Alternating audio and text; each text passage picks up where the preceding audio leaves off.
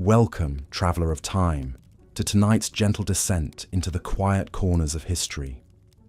Whether you're resting after a long day or simply seeking a moment of calm, I'm grateful to have you here.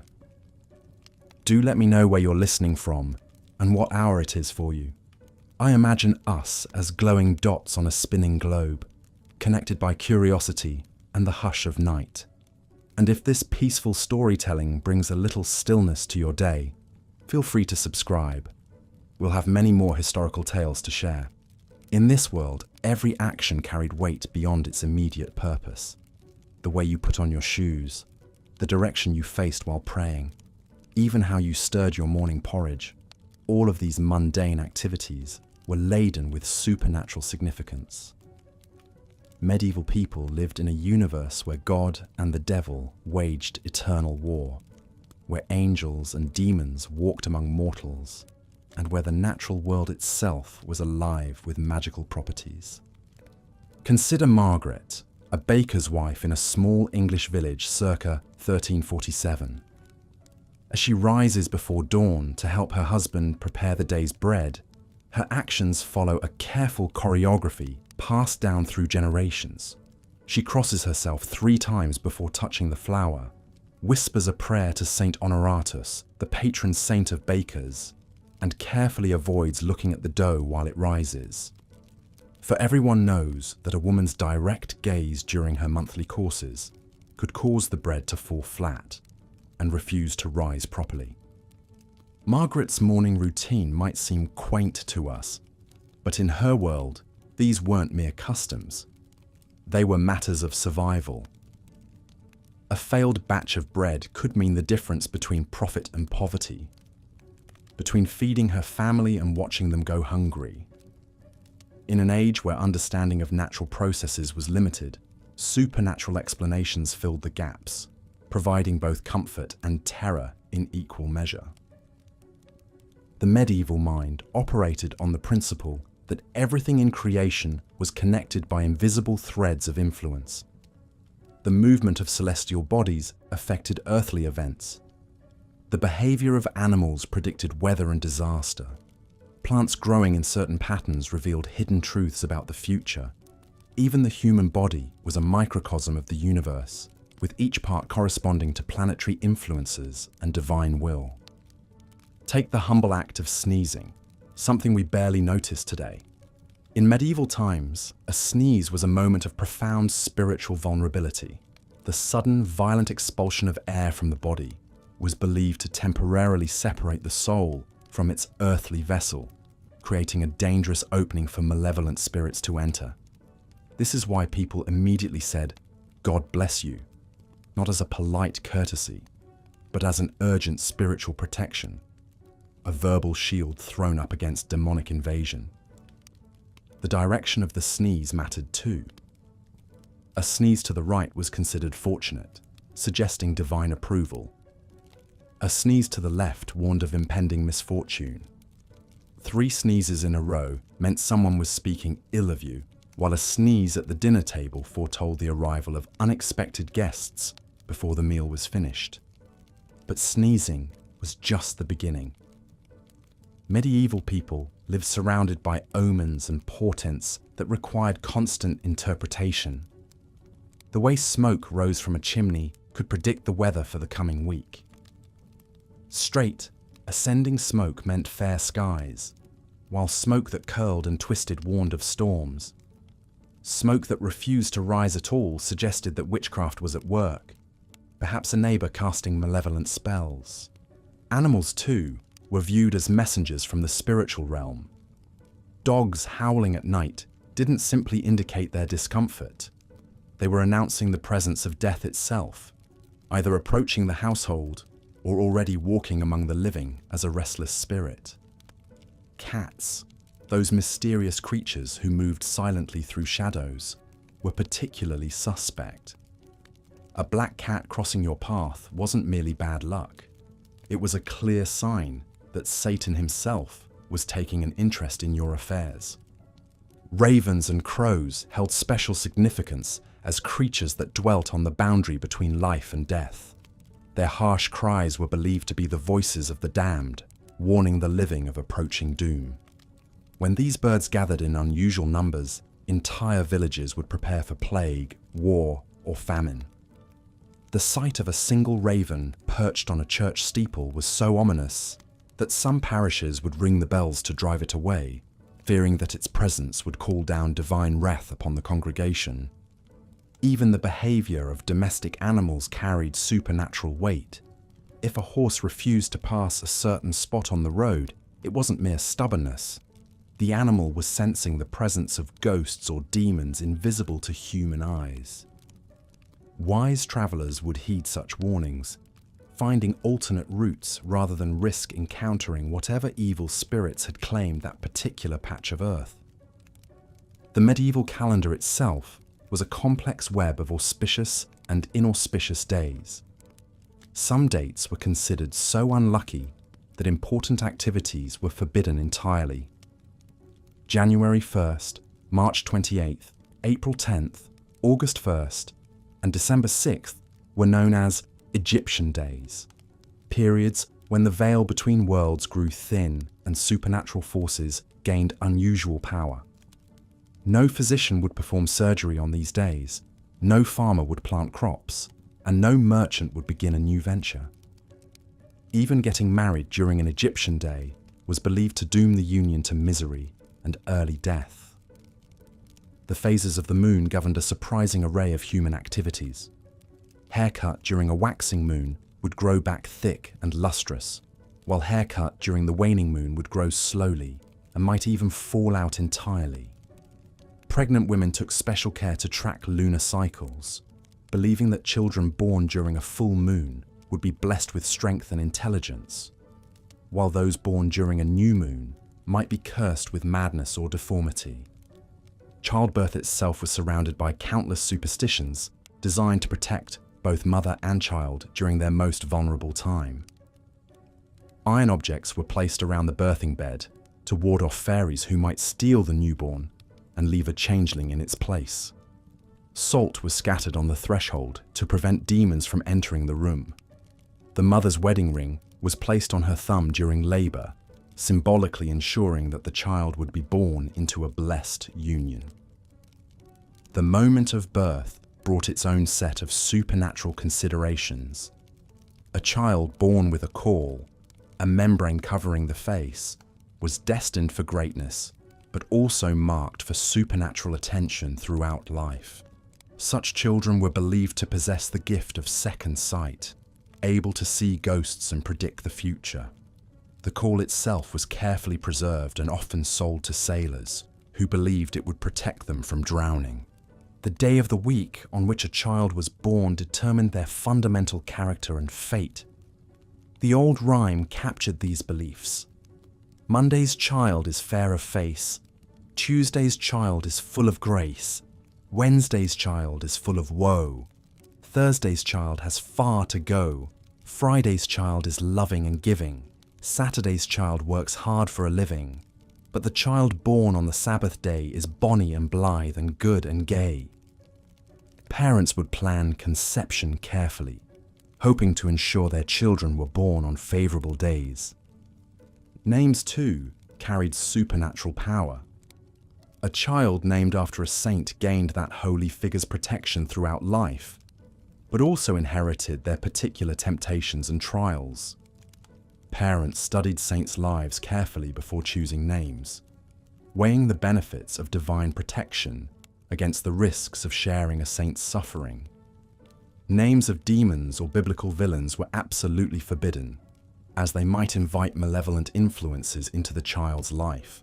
The medieval church both encouraged and attempted to control these beliefs, walking a careful line between condemning pagan superstitions and acknowledging the spiritual realities that ordinary people experience daily. Church bells weren't just calls to worship. They were powerful weapons against evil spirits. The sound of consecrated bronze was believed to shatter demonic influence and drive away malevolent forces. During thunderstorms, church bells would ring continuously, their sacred tones battling against the supernatural chaos of the tempest. Holy water became a multi-purpose spiritual tool, sprinkled not just on people but on crops, livestock, and homes to provide divine protection. Farmers would carry vials of blessed water to their fields, sprinkling it on seeds to ensure good harvests and ward off blight. Merchants would sprinkle it on their goods to prevent theft and ensure fair profits. Even soldiers carried holy water into battle, believing it would turn aside enemy blades and arrows. The proliferation of saints in medieval Christianity partly reflected this need for supernatural protection in every aspect of life. There was a patron saint for virtually every profession, ailment, and concern. St. Anthony protected against fire and plague. St. Christopher guarded travellers. St. Apollonia eased toothaches. St. Agatha protected against lightning and volcanic eruptions. St. Blaise cured throat ailments. The list went on, creating a vast celestial bureaucracy of specialized divine helpers. Relics, physical remains or belongings of saints, were considered to possess concentrated supernatural power.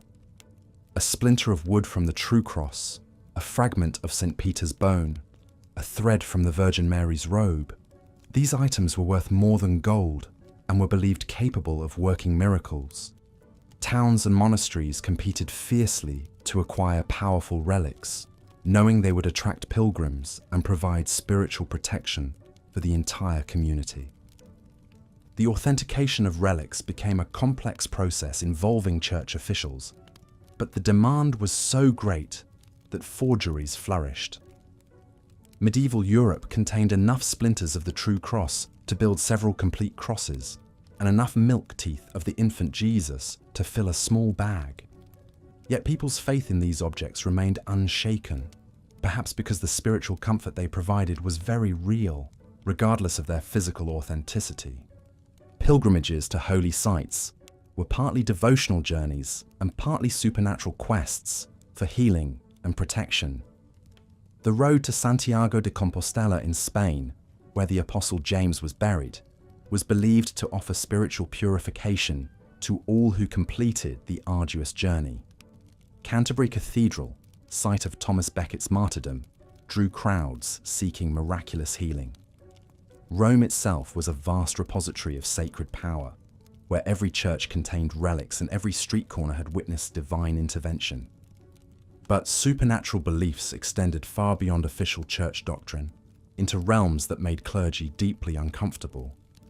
Folk magic thrived alongside Christianity, offering practical solutions to everyday problems through rituals that blended prayer with practices that bordered on witchcraft. Village-wise women knew which herbs to gather under specific moon phases for maximum potency. They could predict the weather by observing the behavior of spiders, cure warts by rubbing them with stolen coins, and protect crops from hail by burying blessed candles at the four corners of fields. Love magic was particularly popular, though officially forbidden by the church.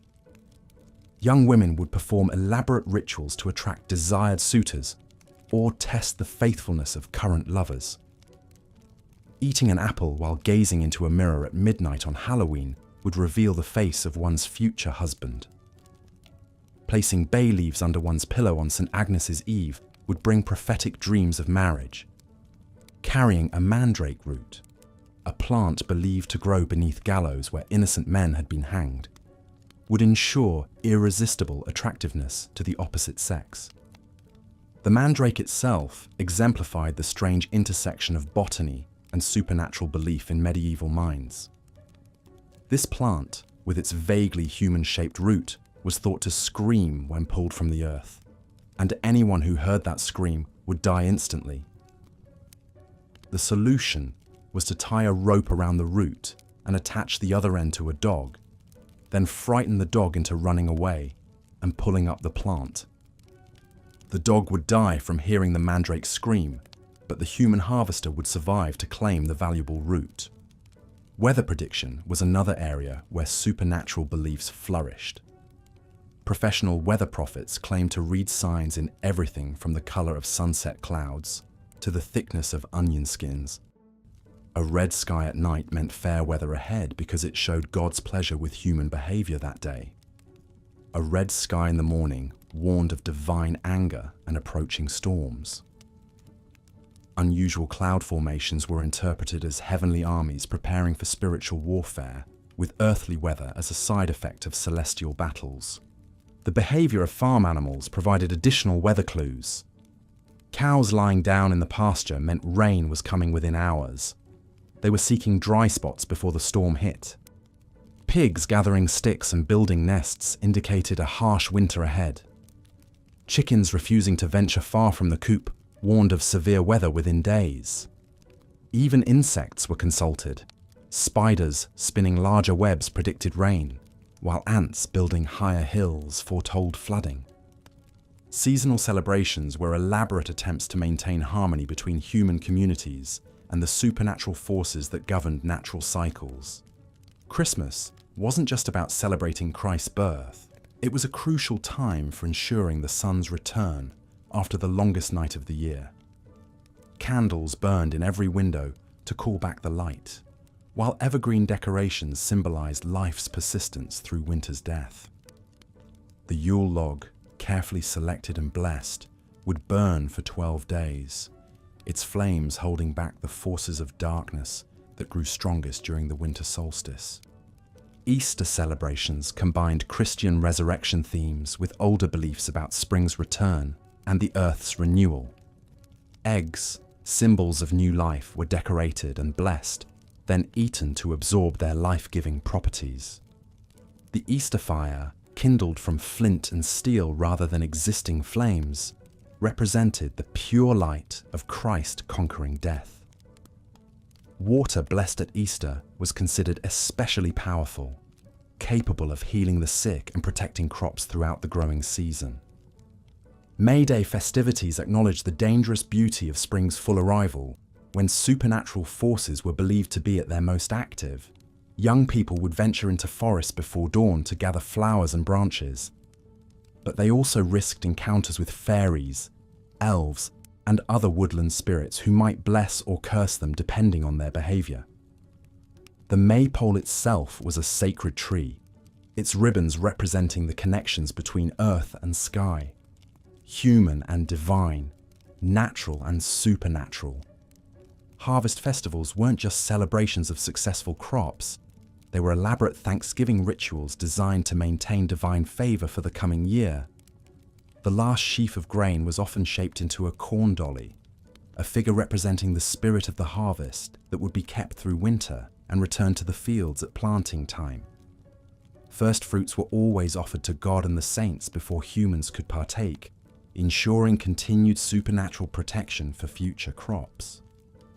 The medieval understanding of the human body was deeply influenced by supernatural beliefs that would seem bizarre to modern medical practitioners. The four humours, blood, phlegm, yellow bile, and black bile, weren't just biological fluids but spiritual essences that connected humans to cosmic forces. Blood was associated with air and spring, representing hope and vitality. Phlegm connected to water and winter, bringing calm and reflection. Yellow bile linked to fire and summer, generating energy and ambition. Black bile tied to earth and autumn, causing melancholy and introspection. Illness wasn't simply physical malfunction, but spiritual imbalance that could be caused by sin, demonic influence, or cosmic misalignment. Treatment required addressing supernatural as well as physical causes. Physicians would consult astrological charts to determine the best times for bloodletting or surgery, believing that planetary positions affected the success of medical procedures. Mercury governed communication and travel, so ailments of the mouth and legs were best treated when Mercury was favorably positioned. Venus ruled love and beauty, making it the ideal time to treat skin conditions and reproductive disorders. The practice of bloodletting itself was based on supernatural as well as medical theory. Removing excess blood wasn't just about balancing the humours, it was about releasing spiritual corruption that had entered the body through sin or demonic influence.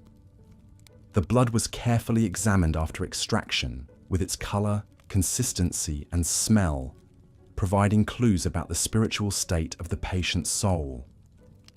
Dreams were considered direct communications from the supernatural realm, requiring careful interpretation by those skilled in divine symbolism. Dreaming of clear water meant spiritual purification and good fortune ahead. Muddy or turbulent water warned of spiritual contamination and approaching troubles. Dreams of flying indicated the soul's temporary liberation from earthly constraints, often preceding spiritual revelations or prophetic visions. Animals in dreams carried specific meanings that had been codified through centuries of spiritual tradition. Dreaming of white horses meant divine messages were coming, while black horses warned of demonic temptation. Sheep represented innocence and divine protection, while wolves symbolized spiritual predators seeking to destroy the soul. Birds in dreams often carried messages from deceased loved ones or warnings from guardian angels. The interpretation of dreams became a specialized skill, with some individuals gaining reputations as divine interpreters, whose services were sought by everyone from peasants to nobility. These dream readers would consider not just the symbols that appeared, but also the dreamer's spiritual state, recent behavior, and position in the lunar cycle. A dream that might be positive for a virtuous person could be ominous for someone living in sin. Death itself was surrounded by elaborate supernatural beliefs designed to ease the dying person's transition to the afterlife and protect the living from spiritual contamination. The moment of death was considered extremely dangerous, as the departing soul was vulnerable to demonic interception, while evil spirits might attempt to enter the vacated body. Candles were kept burning around the deathbed to provide spiritual illumination, while blessed salt was scattered on the threshold to prevent demons from entering the room. The behavior of animals around the dying was carefully observed for supernatural significance. If a dog howled while someone was dying, it meant the person's soul was being contested between angels and demons. Cats leaving the house during someone's final illness suggested that evil spirits were already claiming victory. Birds tapping at windows were thought to be souls of the already dead, coming to escort the dying person to the afterlife. The treatment of the body after death required careful attention to supernatural considerations. The corpse was positioned with feet toward the door, symbolically ready for the soul's journey to heaven. Coins were placed on the eyes, not just to keep them closed, but to pay the spiritual toll for crossing into the afterlife. Mirrors in the house were covered to prevent the soul from becoming trapped in reflections, while clocks were stopped to mark the exact moment when earthly time ended for the deceased. The 3 days between death and burial were considered especially perilous, as the soul was believed to linger near the body before making its final journey. Family members would maintain constant vigil, praying continuously and watching for signs of supernatural activity. Strange sounds, unexplained lights, or sudden temperature changes were interpreted as evidence of spiritual warfare over the deceased person's eternal fate. Funeral processions followed routes carefully chosen to avoid crossroads where evil spirits were believed to congregate. The church bells would toll continuously during the journey, their sacred sound clearing the path of demonic interference.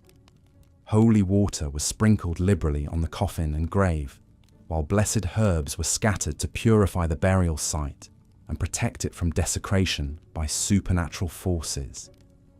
The positioning of graves within the churchyard reflected beliefs about spiritual hierarchy and supernatural protection. Burial close to the church building itself was reserved for the most virtuous members of the community, as proximity to consecrated ground provided maximum protection from demonic interference. Suicides and suspected witches were buried in unconsecrated ground outside the churchyard walls, where their potentially corrupted souls couldn't contaminate the blessed earth or influence other graves. The treatment of suspected supernatural threats within the community required careful balance between Christian mercy and practical protection. Accusations of witchcraft were taken seriously, but investigated thoroughly, as false accusations could bring divine judgment upon accusers. The medieval church distinguished between harmful malefic magic and beneficial white magic, though both were officially forbidden as they relied on supernatural forces outside divine authority. Suspected witches were identified through various supernatural tests that seem bizarre to modern sensibilities. The water ordeal involved binding the accused and throwing them into blessed water. If they floated, the holy water was rejecting them as corrupted by evil, proving their guilt. If they sank, they were innocent but might drown in the process of proving it. The hot iron ordeal required suspects to carry heated metal for a specific distance. If their burns healed cleanly within 3 days, God was protecting them as innocent, but infected wounds indicated divine judgment against the guilty. The fear of witchcraft reflected deeper anxieties about the permeable boundary between Christian and pagan beliefs in medieval society. Many practices condemned as witchcraft were actually remnants of pre-Christian religions that had never been fully suppressed. Healing with herbs, predicting weather through natural observation, and maintaining harmony with seasonal cycles were traditional skills that became suspect when filtered through Christian theology about supernatural evil. Village-wise women occupied a particularly precarious position in this spiritual landscape. Their knowledge of herbal medicine, midwifery, and folk magic made them invaluable to their communities, but also potentially dangerous in the eyes of church authorities. A wise woman whose patients recovered was blessed by God, but one whose treatments failed might be trafficking with demons. The same herbs and incantations that could heal could also harm, making the wise woman both protector and potential threat. The medieval understanding of mental illness was deeply influenced by supernatural beliefs about demonic possession and divine punishment. Madness wasn't simply a medical condition, but a spiritual crisis that required religious as well as physical intervention. The symptoms of mental illness were interpreted as evidence of supernatural influence, either divine inspiration that manifested as prophetic visions, or demonic possession that caused violent or erratic behavior. Treatment for madness involved elaborate exorcism rituals designed to drive out evil spirits and restore the patient's spiritual balance. Holy water was used to bless the afflicted person, while blessed oil was applied to their forehead in the sign of the cross.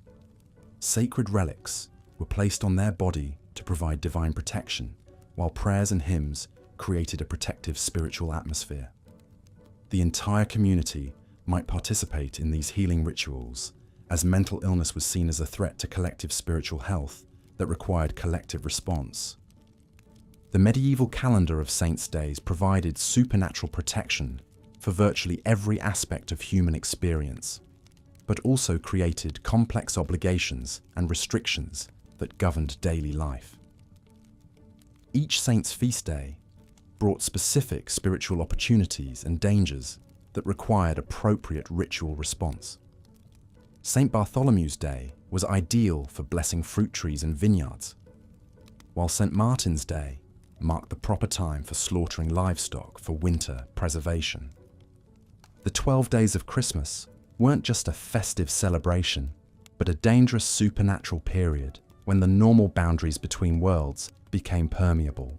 Spirits of the dead could return to visit the living, while demons gained unusual power to tempt and corrupt the faithful.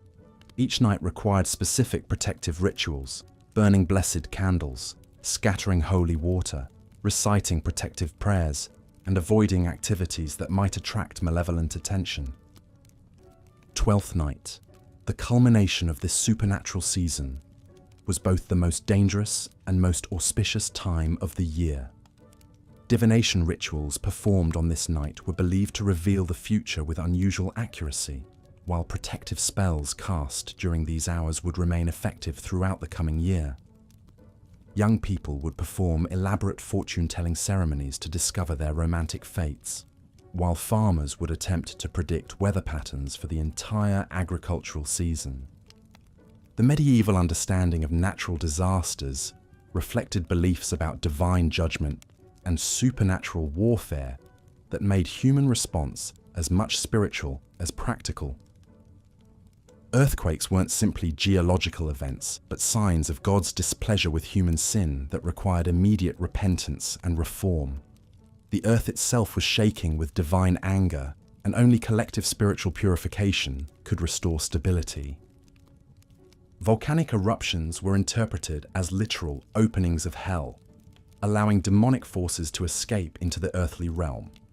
The sulfurous smoke and molten rock were evidence of infernal activity that threatened not just physical safety, but spiritual corruption of entire regions. Response to volcanic disasters involved mass prayers, processions with sacred relics, and sometimes wholesale migration to escape areas believed to be under direct demonic influence. Plagues and epidemics were understood as divine punishment for collective sin that required both medical treatment and spiritual purification. The Black Death that devastated 14th century Europe was interpreted by many as a sign of approaching apocalypse, God's final judgment on a corrupted world. Response involved not just quarantine and medical care, but also elaborate penitential rituals designed to appease divine wrath and restore spiritual health to afflicted communities. The medieval understanding of time itself was shaped by supernatural beliefs that seem foreign to our modern linear conception of temporal progression. Time wasn't simply a neutral medium through which events occurred, but a spiritually charged dimension where past, present, and future interpenetrated in complex ways. The liturgical calendar wasn't just a schedule of religious observances, but a sacred pattern that aligned human activities with divine intentions. Certain hours of the day were considered more spiritually potent than others, requiring specific prayers and protections. The hour before dawn was particularly dangerous, as demons were believed to be most active during this liminal time between night and day. Noon was a time of spiritual clarity, when prayers were most effective and divine visions most likely to occur.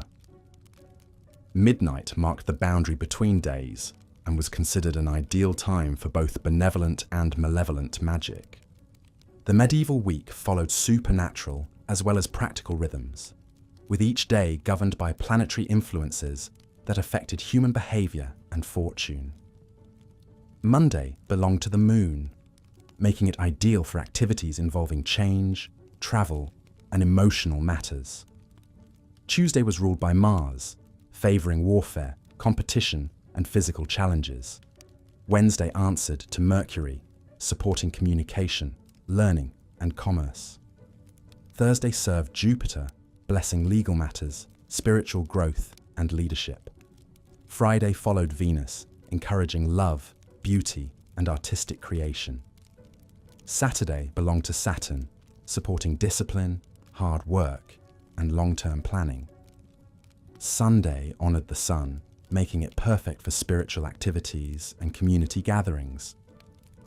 The seasonal cycle wasn't simply a natural phenomenon, but a cosmic drama of death and rebirth that required human participation to ensure its proper continuation. Winter wasn't just cold weather, but a spiritual trial that tested the community's faith and endurance. Spring wasn't simply warming temperatures, but a divine gift that required gratitude and celebration. Summer wasn't just growing seasons, but a time of spiritual abundance that demanded proper stewardship. Autumn wasn't simply harvest time, but a moment of cosmic accounting when the year's spiritual balance was calculated. Medieval agricultural practices were thoroughly integrated with supernatural beliefs about cosmic influences on plant and animal life. Planting had to be timed not just according to weather patterns, but according to lunar phases and astrological configurations that would ensure divine blessing on the crops. Seeds planted during a waxing moon would grow strong and healthy, while those planted during a waning moon might fail to thrive or produce inferior yields. The treatment of livestock involved elaborate rituals designed to protect animals from supernatural threats and ensure their health and productivity. Cattle were blessed with holy water at regular intervals, while their stalls were decorated with protective herbs and symbols. Horses received special attention as creatures particularly vulnerable to demonic influence. Their manes were braided with blessed threads, and iron shoes were carefully fitted not just for practical protection, but as spiritual armor against evil spirits. The medieval understanding of geography was shaped by supernatural beliefs about sacred and profane spaces that determined where human communities could safely establish themselves. Crossroads were considered particularly dangerous locations where demons congregated and malevolent magic was most effective.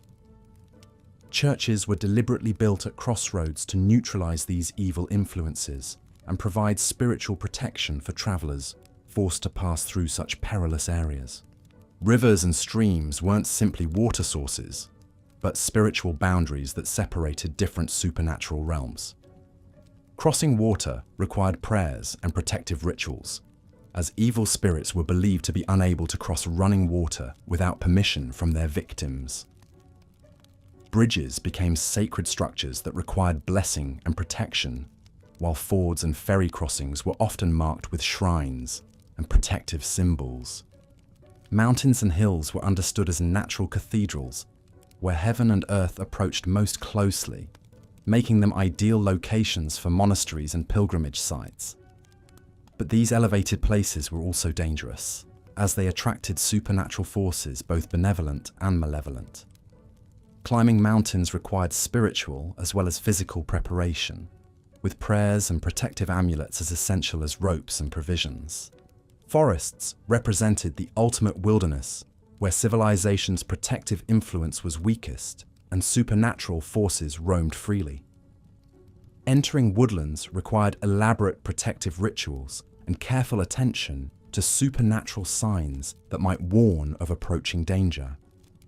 Certain trees were considered sacred, and cutting them without proper ceremony could bring divine retribution, while other trees were believed to harbor evil spirits and were avoided entirely. The medieval understanding of human relationships was deeply influenced by supernatural beliefs about spiritual compatibility and cosmic influence on emotional bonds. Marriage wasn't simply a social contract, but a sacred union that required divine blessing and protection from demonic interference. Wedding ceremonies included elaborate rituals designed to ensure spiritual harmony between the couple and protect them from supernatural threats to their union. The timing of weddings was carefully calculated according to lunar phases, seasonal cycles, and astrological configurations that would provide the most favorable supernatural influences for the new marriage. May was considered particularly unlucky for weddings, as it was the month when evil spirits were most active and likely to corrupt the sacred bond between husband and wife. June was ideal because it honored Juno, the Roman goddess of marriage who had been Christianized as a protective saint. The treatment of pregnancy and childbirth involved extensive supernatural protections designed to shield both mother and child from demonic interference during their most vulnerable time. Expectant mothers wore protective amulets and recited specific prayers at regular intervals throughout their pregnancy. The birthing chamber was blessed with holy water and decorated with sacred symbols, while iron objects were placed around the bed to ward off evil spirits. The medieval understanding of education was shaped by supernatural beliefs about divine inspiration and demonic temptation in the pursuit of knowledge. Learning wasn't simply the acquisition of information, but a spiritual discipline that required protection from evil influences that might corrupt the mind or lead students away from divine truth. Schools and universities were established under religious authority to ensure that secular knowledge remained subordinate to spiritual wisdom. Books themselves were considered sacred objects imbued with supernatural power that required careful handling and protection. Manuscripts were copied by monks who prayed continuously during their work to ensure divine guidance and protection from errors that might corrupt sacred texts. Libraries were blessed spaces where knowledge was preserved under divine protection, while the act of reading was often accompanied by prayers for spiritual illumination and understanding. The medieval understanding of craftsmanship and trade was influenced by supernatural beliefs about divine blessing and protection for honest labor. Each profession had its patron saint who provided spiritual guidance and protection for practitioners who honored their craft with integrity and skill. Blacksmiths served Eligius, carpenters followed Joseph, and masons honored Stephen, creating spiritual communities within secular trades. Guild ceremonies weren't simply professional organizations, but religious brotherhoods that combined practical training with spiritual formation. Apprentices took sacred oaths before religious altars, promising not just to learn their trade, but to practice it according to divine law and Christian virtue. Master craftsmen were expected to provide spiritual as well as technical guidance, ensuring that their students developed moral character alongside professional skill. The medieval understanding of government and law was deeply influenced by supernatural beliefs about divine authority and cosmic justice. Kings weren't simply political leaders, but sacred figures appointed by God to maintain earthly order according to divine will. Royal ceremonies included elaborate rituals designed to invoke divine blessing and protection for rulers who accepted the spiritual responsibility of their office. Legal proceedings weren't simply human attempts to determine truth, but sacred processes that invited divine intervention to ensure justice. Trial by ordeal wasn't primitive superstition, but sophisticated theology that trusted God to protect the innocent and expose the guilty through supernatural signs. Judges and juries prayed for divine guidance before rendering verdicts, recognizing their dependence on supernatural wisdom to discern truth from falsehood. The medieval understanding of warfare was shaped by supernatural beliefs about divine favor and cosmic conflict between good and evil. Battles weren't simply political or economic disputes, but spiritual contests where divine will was manifested through human victory and defeat. Warriors carried blessed weapons and wore sacred amulets, while armies were accompanied by priests who provided spiritual protection through prayers and holy relics. The treatment of military defeats reflected beliefs about divine judgment and cosmic justice that required spiritual as well as strategic response. Losses in battle were interpreted as signs of divine displeasure that required repentance and reform before military success could be restored. Victory was understood as divine blessing that required gratitude and proper stewardship of the power God had provided. As we near the end of our journey through this landscape of medieval superstitions, it's worth reflecting on what these beliefs meant to the people who held them. In our modern world, with its scientific explanations and technological solutions, it's easy to dismiss these practices as ignorant or primitive. But for medieval people, these superstitions provided something that pure reason cannot: comfort in the face of uncertainty, meaning in the midst of suffering, and hope when natural explanations offered none. The medieval world was a dangerous place where death could strike without warning, where crops could fail despite careful tending, where loved ones could sicken and die despite desperate care. In such a world, supernatural explanations weren't luxuries, but necessities, ways of making sense of chaos and maintaining hope when reason alone proved insufficient. These beliefs also created communities bound together by shared understanding of cosmic order and mutual responsibility for maintaining spiritual health. When the entire village participated in blessing the fields or protecting against demons, individual suffering became collective concern, and personal faith became community strength. Perhaps most importantly, these superstitions acknowledge the mystery and wonder that surround human existence. Medieval people lived in a universe alive with meaning, where every action mattered and every moment held potential for divine encounter. Their world was frightening but never meaningless, dangerous but never empty of hope. As you drift off to sleep tonight, surrounded by the safety and comfort of the modern world, Perhaps you can find something valuable in the medieval experience. Not the fear or the restrictions, but the sense of living in a universe where everything is connected, where mystery remains possible, and where hope persists even in the darkest times.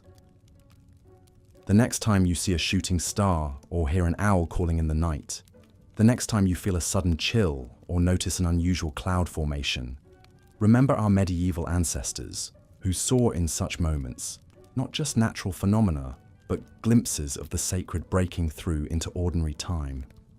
Perhaps in our rush to explain everything, we've lost something they possessed: the ability to be amazed, to remain open to wonder, to live with mystery rather than demanding that every question have a simple answer.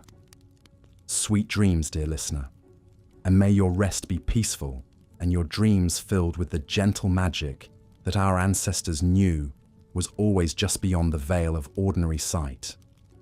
Looking at your script summary and the reference materials, I'll continue part 2 focusing on the fascinating world of medieval beliefs and superstitions.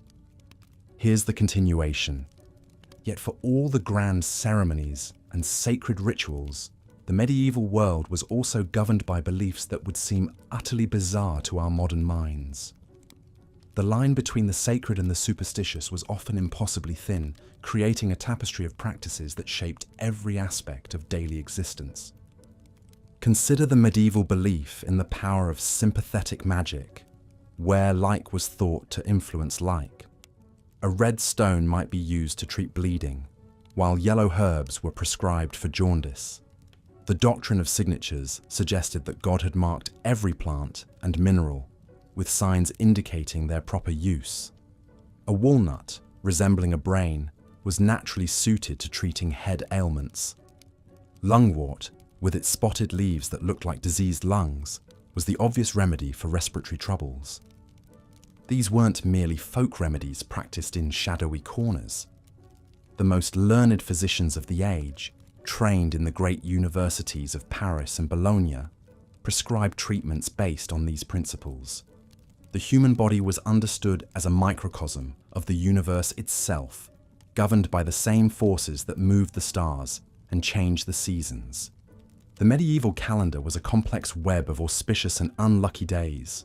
Egyptian days, believed to be cursed since ancient times, were scattered throughout the year when no important business should be undertaken. January 1st was one such day, as was April 10th and December 7th. To begin a journey, sign a contract, or even cut one's hair on these dates was to court disaster. Monday was considered unlucky for bleeding a patient, while Tuesday was inauspicious for travel. Friday, the day of Christ's crucifixion, carried its own set of prohibitions. Sailors refused to set sail on Friday, and many would not begin any new enterprise on this day. The very structure of time itself was imbued with spiritual significance. The medieval mind saw portents and omens in every unusual occurrence. A dog howling at night might herald death in the household. Spilling salt was an omen of quarrels to come, leading to the practice of throwing a pinch over the left shoulder to blind the devil who lurked there. A candle flame that burned blue indicated the presence of spirits, while a hen that crowed like a rooster was a sure sign of misfortune ahead. Birds were particularly potent carriers of supernatural messages.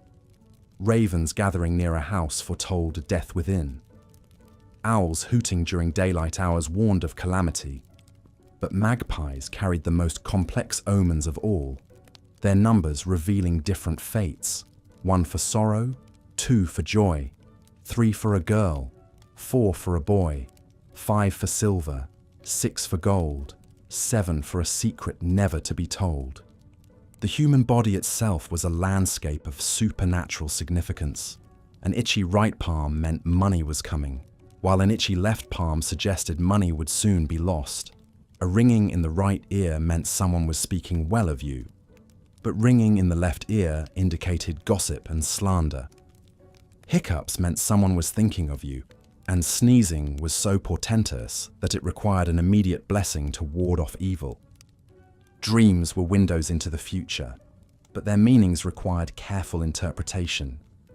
To dream of clear water foretold good fortune, while muddy water warned of troubles ahead. Dreams of the dead carried messages from beyond the grave, often revealing hidden treasures or warning of dangers. A dream of losing teeth predicted the death of a family member, while dreaming of fire promised passion and change. The practice of fortune-telling flourished in countless forms. Palmistry revealed destiny written in the lines of the hand. The long lifeline promised longevity, while a broken line warned of illness or sudden change. The heartline spoke of romantic fortunes, and the headline revealed intellectual capacity and wisdom. Scrying, the art of divination through gazing into reflective surfaces, was practiced by learned scholars and village-wise women alike.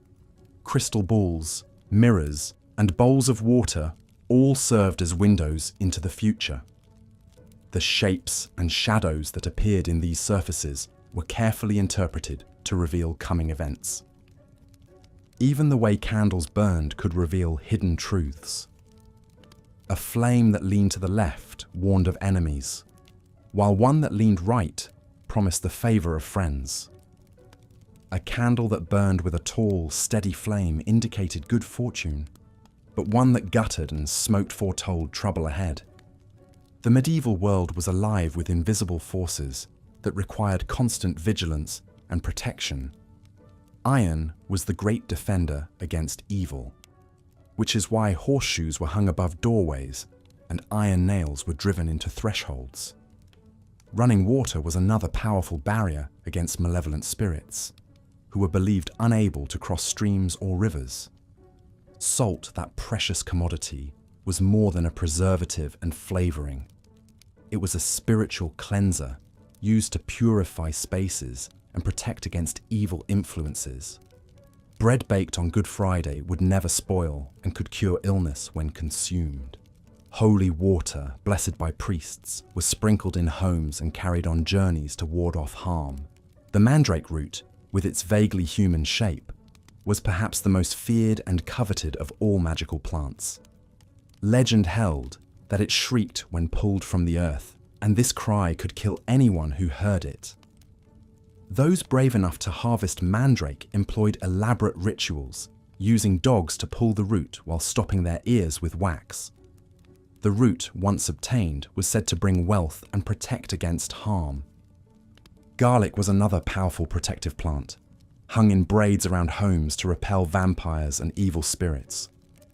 Rowan trees, with their bright red berries, were planted near houses for protection, and their wood was carved into crosses and charms. Vervain, known as the holy herb, could break curses and reveal the presence of witches. The medieval understanding of illness was deeply intertwined with supernatural beliefs.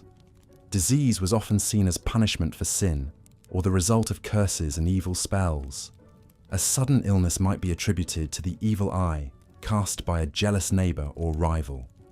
The patient's recovery depended not just on herbal remedies and bloodletting, but on prayers, pilgrimages, and the intercession of saints.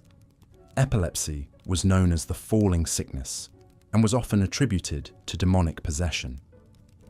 The sight of someone in the throes of a seizure was terrifying to medieval observers, who saw in the convulsions evidence of supernatural forces at work. Only the most powerful prayers and exorcisms could hope to drive out such demons. Mental illness was similarly misunderstood, often blamed on sin, witchcraft, or divine punishment. Those afflicted might be seen as touched by God, their ravings interpreted as prophetic utterances. Others were viewed with suspicion and fear, their condition attributed to trafficking with dark forces. The stars and planets were not distant celestial objects, but active participants in earthly affairs. Each planet governed specific aspects of human life and character. Mars influenced war and conflict, Venus ruled love and beauty, while Saturn brought melancholy and misfortune. The position of these celestial bodies at the moment of birth determined personality, fate, and fortune. Astrologers were consulted before every major decision. Kings planned their coronations according to favorable celestial alignments, while merchants timed their ventures to coincide with auspicious planetary positions. Even the timing of medical treatments was governed by astrological considerations, with different parts of the body ruled by different signs of the zodiac. The moon's phases held particular significance, governing everything from agricultural activities to medical procedures. The waxing moon was the time for planting and beginning new ventures, while the waning moon was suited to pruning, harvesting, and ending things. Surgery performed during the wrong lunar phase was believed to result in complications or death. Children born under different moon phases were thought to inherit specific characteristics. Those born during a new moon would be long-lived and fortunate, while full moon babies were destined for fame and success. But children born during a lunar eclipse were marked by fate, often destined for unusual or tragic lives. The medieval world was one where the spiritual and material realms intertwined in ways that shaped every aspect of existence. These beliefs, far from being mere curiosities, formed the foundation of a worldview that provided comfort, meaning, and guidance in an uncertain and often dangerous world. They offered explanations for the inexplicable and hope in the face of despair, creating a rich tapestry of meaning that bound communities together and helped individuals navigate the complexities of medieval life. As we drift deeper into this exploration of medieval consciousness, we begin to understand how these beliefs shaped not just individual behavior, but entire societies. In a world where scientific understanding was limited and life was precarious, superstition and faith provided the frameworks through which people made sense of their experiences and found their place in the grand cosmic order. Looking at your script summary and the reference materials, I'll continue part 3 of your Medieval Superstitions series with a focus on specific supernatural beliefs and practices that dominated daily life. Here's the continuation. As we delve deeper into the shadowy realm of medieval superstitions, we encounter beliefs so pervasive they shaped not just individual actions, but entire communities and their understanding of the world around them.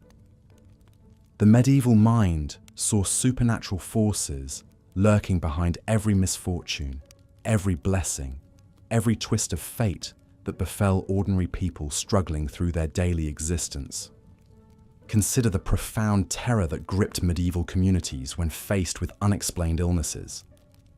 A sudden fever, a child's convulsions, or a mysterious wasting disease were rarely attributed to natural causes alone.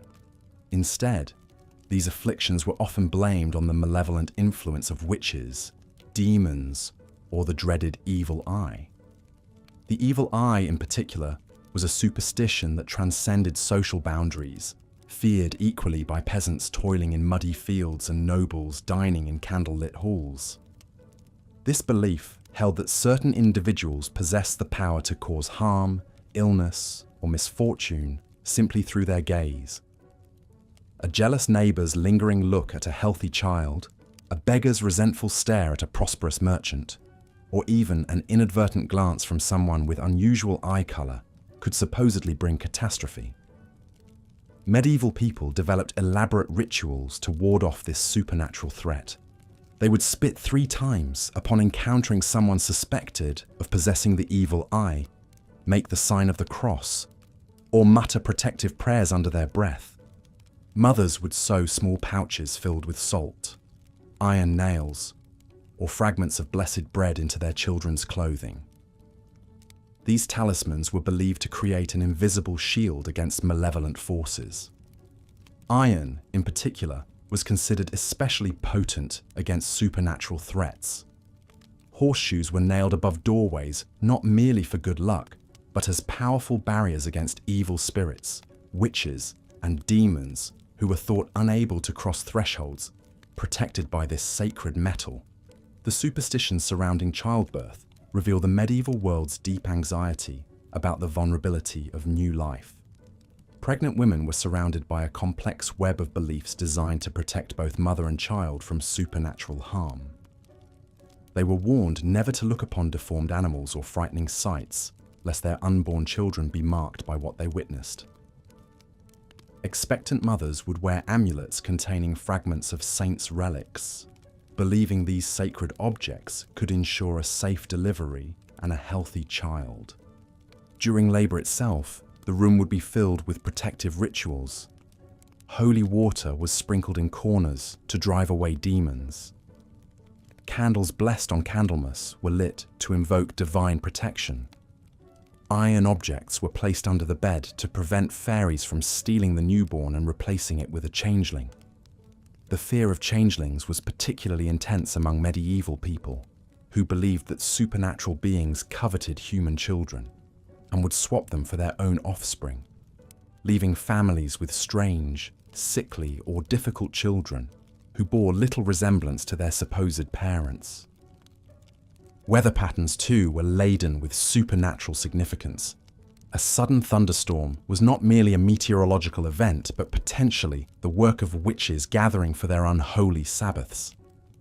Lightning strikes were interpreted as divine judgment, marking locations or individuals who had somehow offended God. Farmers would ring church bells during storms, believing the blessed bronze could dispel the demonic forces thought to ride the wind and hail. The changing seasons brought their own supernatural concerns. Spring's arrival was celebrated not just for its promise of warmer weather and growing crops, but because it marked the retreat of the dark forces that held sway during winter's long nights. May Day celebrations included rituals designed to ensure fertility and prosperity while warding off malevolent spirits. Young people would gather flowers and herbs believed to possess protective properties, weaving them into garlands and crowns that served as both decoration and spiritual armor. Harvest time was particularly fraught with supernatural anxiety. The success or failure of crops was often attributed to supernatural intervention rather than weather, soil conditions, or farming techniques. A bountiful harvest meant the community had maintained divine favor and successfully warded off evil influences. Poor yields, however, suggested that witches had cursed the fields, demons had blighted the grain, or the community had somehow fallen out of favor with God and the saints. The practice of leaving the last sheaf of grain unharvested stemmed from beliefs about harvest spirits who dwelt within the crops. This final bundle, often called the corn dolly or harvest maiden, was ceremonially cut and fashioned into a figure that would be kept throughout the winter to ensure the return of fertility in the coming year. To harvest every last stalk was considered dangerous, as it might anger these agricultural spirits and lead to barren fields in future seasons. Medieval people also harbored deep superstitions about the power of words and names. Speaking certain words aloud, particularly those associated with devils, demons, or evil spirits, was believed to summon these entities or invite their attention. Many supernatural beings were referred to only by euphemisms or nicknames, never by their true names, which were thought to possess dangerous power. The devil himself was rarely named directly, instead being called the Old One, the adversary, or simply him. This fear of naming extended to illnesses as well. Diseases like the plague were often referred to obliquely, as if speaking their names too plainly might attract their attention. The Black Death was called the Great Mortality, the Pestilence, or simply the Sickness, as if linguistic evasion could provide some protection against its ravages. Names held such power that they could supposedly influence a person's entire life. Children were often named after saints in the hope that their celestial namesakes would provide protection and guidance. Changing one's name was a serious matter, as it was believed to alter one's fate and relationship with the spiritual world. Some people adopted additional names or titles as they aged, seeking to accumulate more spiritual protection or to escape the influence of malevolent forces associated with their birth names. The medieval obsession with numbers reveals another layer of supernatural belief that permeated daily life. Certain numbers were considered inherently lucky or unlucky, sacred or demonic. The number 3 was particularly powerful, associated with the Holy Trinity, and used in countless protective rituals. People would cross themselves 3 times, knock on wood 3 times, or repeat prayers 3 times to ensure their efficacy. 7 was another number imbued with sacred power, associated with divine perfection, and used in numerous religious and magical practices. Conversely, certain numbers were feared for their evil associations. The number 13, particularly when it fell on a Friday, was considered especially ominous. This superstition was so strong that many people would refuse to begin journeys, conduct business, or make important decisions on such days. The fear was so pervasive that it influenced everything from wedding dates to military campaigns, with medieval people going to great lengths to avoid tempting fate on these cursed days. Dreams occupied a special place in medieval supernatural belief, seen as windows into the spiritual realm where messages from God, saints, demons, or the dead could be received. People paid careful attention to their dreams, often seeking out local wise women or clergy members who specialized in dream interpretation. Certain dreams were considered prophetic, warning of future dangers or revealing hidden truths about the present. Nightmares were often attributed to demonic visitation, prompting the dreamer to undergo purification rituals or seek spiritual counseling.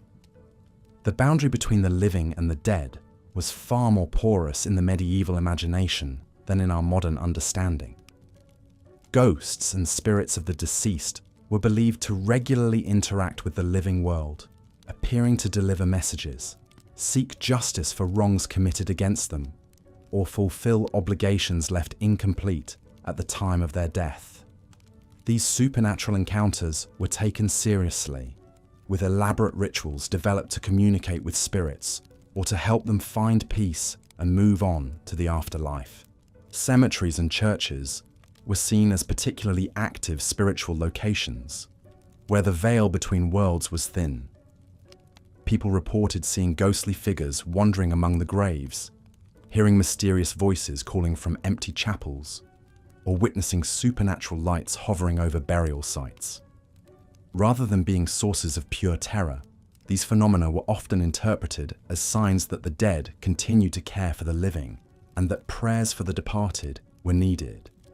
The medieval belief in supernatural transformation reveals the era's fluid understanding of identity and form. Werewolves, shape-shifting witches, and other beings capable of changing their appearance were accepted as real possibilities rather than mere folklore. Stories of people who could transform into animals, particularly wolves, bears, or birds, were widespread and taken seriously by both educated clergy and illiterate peasants. These transformation beliefs often intersected with ideas about spiritual possession and the nature of the soul.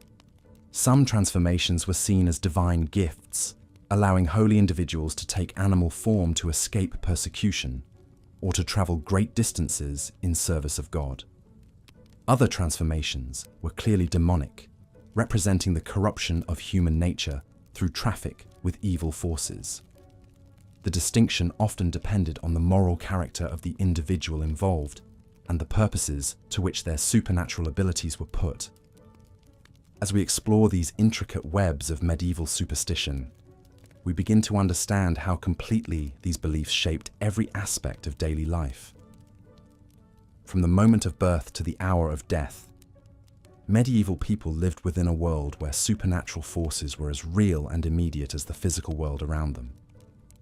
These beliefs provided explanations for the inexplicable, comfort in times of crisis, and a sense of agency in a world that often seemed chaotic and unpredictable.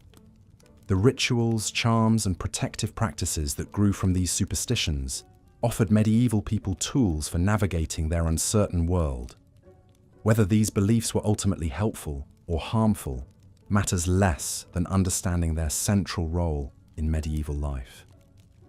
They provided structure, meaning, and community bonds that helped people endure hardships we can barely imagine today. In our modern world of scientific explanation and technological control, it can be easy to dismiss these medieval beliefs as primitive ignorance. Yet they represent humanity's ancient and enduring need to find meaning in mystery, to exert some influence over fate, and to feel connected to forces greater than ourselves. The medieval world of superstition, for all its darkness and fear, was also a world where magic was possible, where individual actions could influence cosmic forces, and where the boundary between the material and spiritual realms remained beautifully, terrifyingly permeable. As we drift deeper into sleep, let these medieval voices whisper their ancient fears and hopes into our dreams.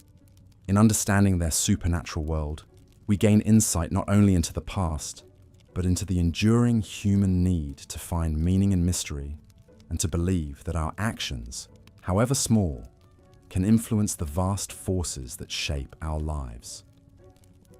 Here's part 4 of the strange superstitions that ruled medieval life script, continuing from where part 3 left off.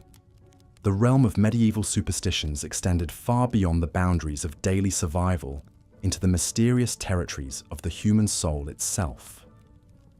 For medieval people, the line between the physical and spiritual worlds was gossamer thin, a veil that could be pierced by the simplest acts of devotion or transgression. They believed that every thought, every word, every gesture rippled through unseen dimensions, where angels and demons waged eternal war for dominion over mortal hearts. Perhaps nowhere was this cosmic battle more evident than in the elaborate rituals surrounding sleep and dreams. The medieval mind understood that slumber was not merely rest, but a perilous journey into otherworldly realms, where the soul wandered defenseless among spirits, both benevolent and malevolent. Before retiring each night, devout Christians would trace the sign of the cross upon their foreheads, lips, and hearts, creating sacred barriers against nocturnal demons who prowled the shadows, seeking entry into vulnerable minds. The bedroom itself became a fortress of spiritual protection. Iron nails were driven into bed frames, for demons were said to recoil from cold iron as if burned by holy fire. Sprigs of rowan wood, blessed by parish priests, were woven into mattress straw to ward off malicious spirits. Some families placed small bags of salt beneath their pillows, believing that evil entities could not cross this pure white barrier. Children were taught to sleep with their hands clasped in prayer, lest their souls be snatched away by prowling night terrors. Dreams themselves were windows into divine providence or demonic deception. A dream of clear water foretold good fortune, while murky streams warned of coming trials. To dream of birds flying toward the heavens meant prayers would be answered, but birds flying earthward spelled disappointment. Most fearsome of all were dreams of dead relatives, for these might be genuine visitations from purgatory, souls seeking prayers for their release, or cunning demons wearing familiar faces to lead the living astray. The interpretation of dreams required great wisdom and spiritual discernment. Village-wise women, often walking the dangerous line between healer and suspected witch, possessed inherited knowledge of dream symbols passed down through generations. They understood that dreams of bread meant abundance was coming, while dreams of empty tables warned of lean times ahead. To dream of fire indicated passion or purification, depending on whether the flames consumed or merely warmed. Dreams of serpents always carried ominous portents, for the snake remained forever linked to humanity's first temptation in Eden's garden. But dreams were only one pathway through which the supernatural touched medieval consciousness.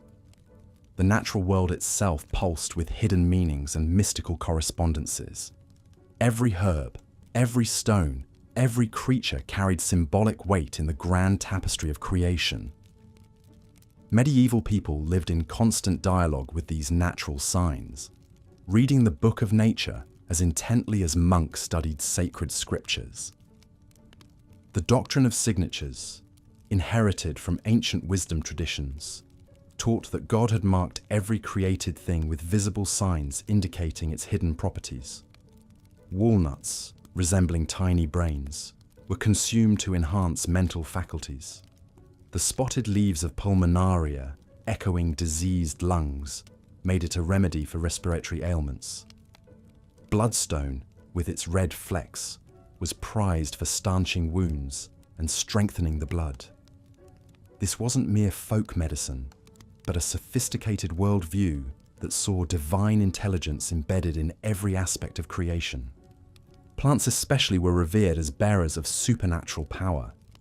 Mandrake root, with its eerily human shape, was believed to shriek when pulled from the earth, a cry so terrible it could kill any mortal who heard it.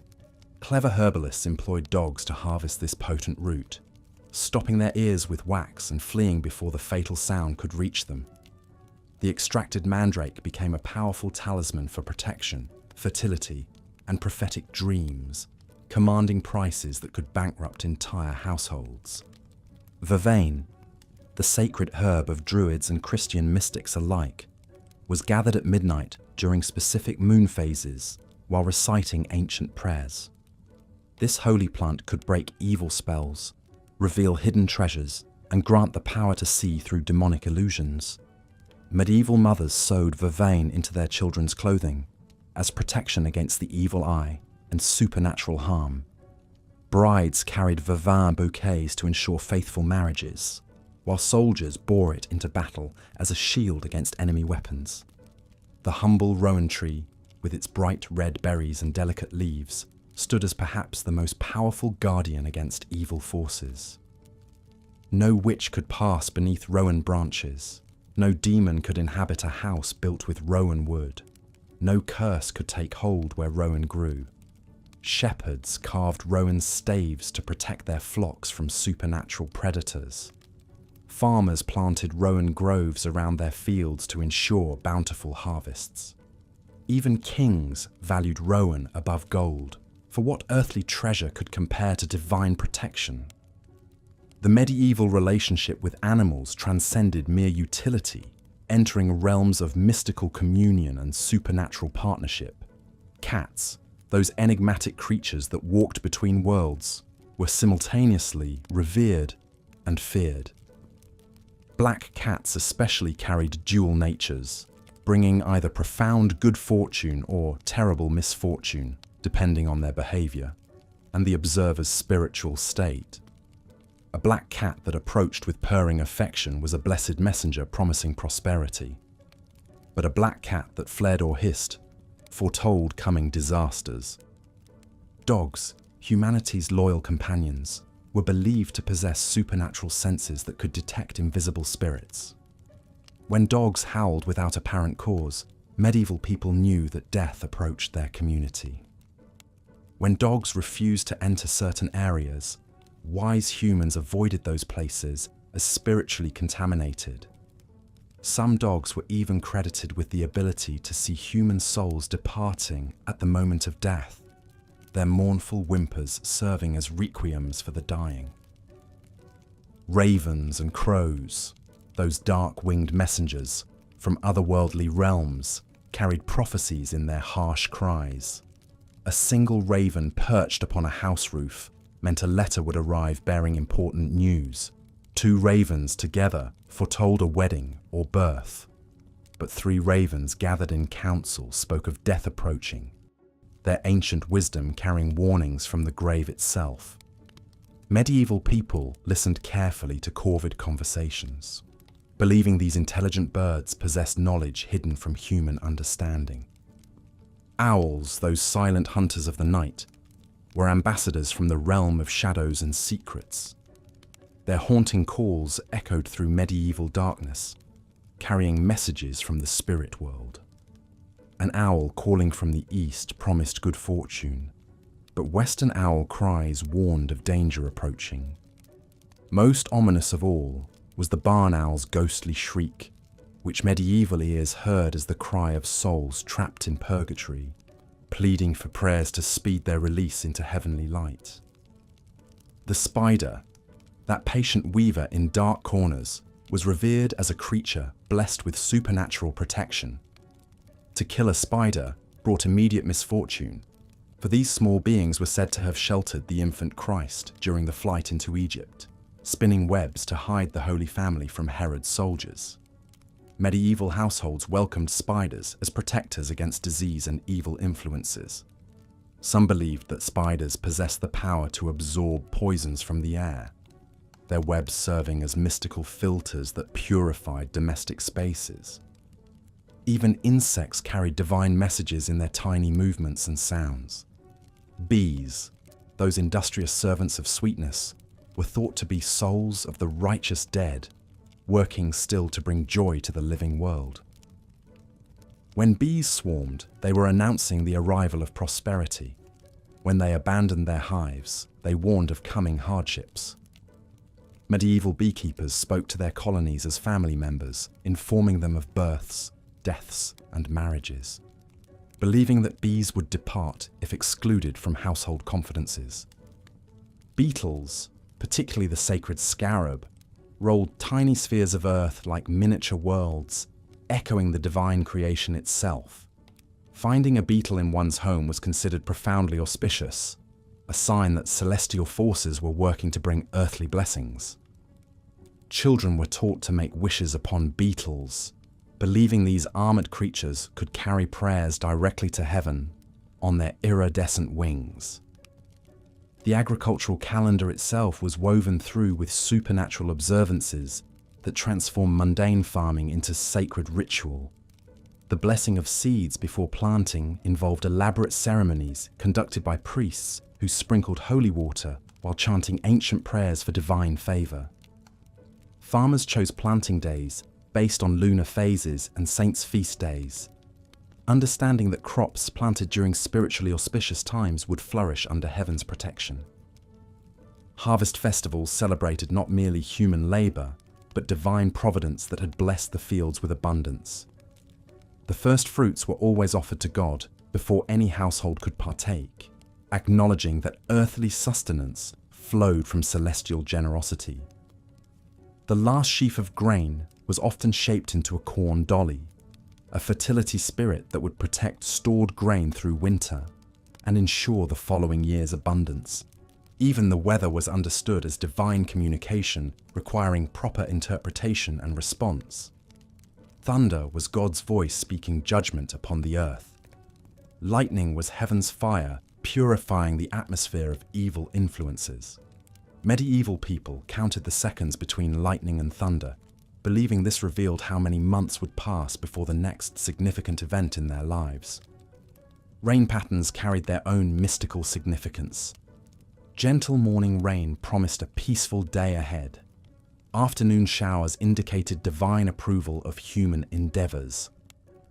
But rain that began during church services was considered especially blessed, washing away sins and bringing spiritual renewal to the entire community. Some medieval churches collected rainwater that fell during Easter services, preserving it throughout the year as holy water for blessings and exorcisms. Snow was seen as heaven's blanket, covering the earth in divine purity and protection.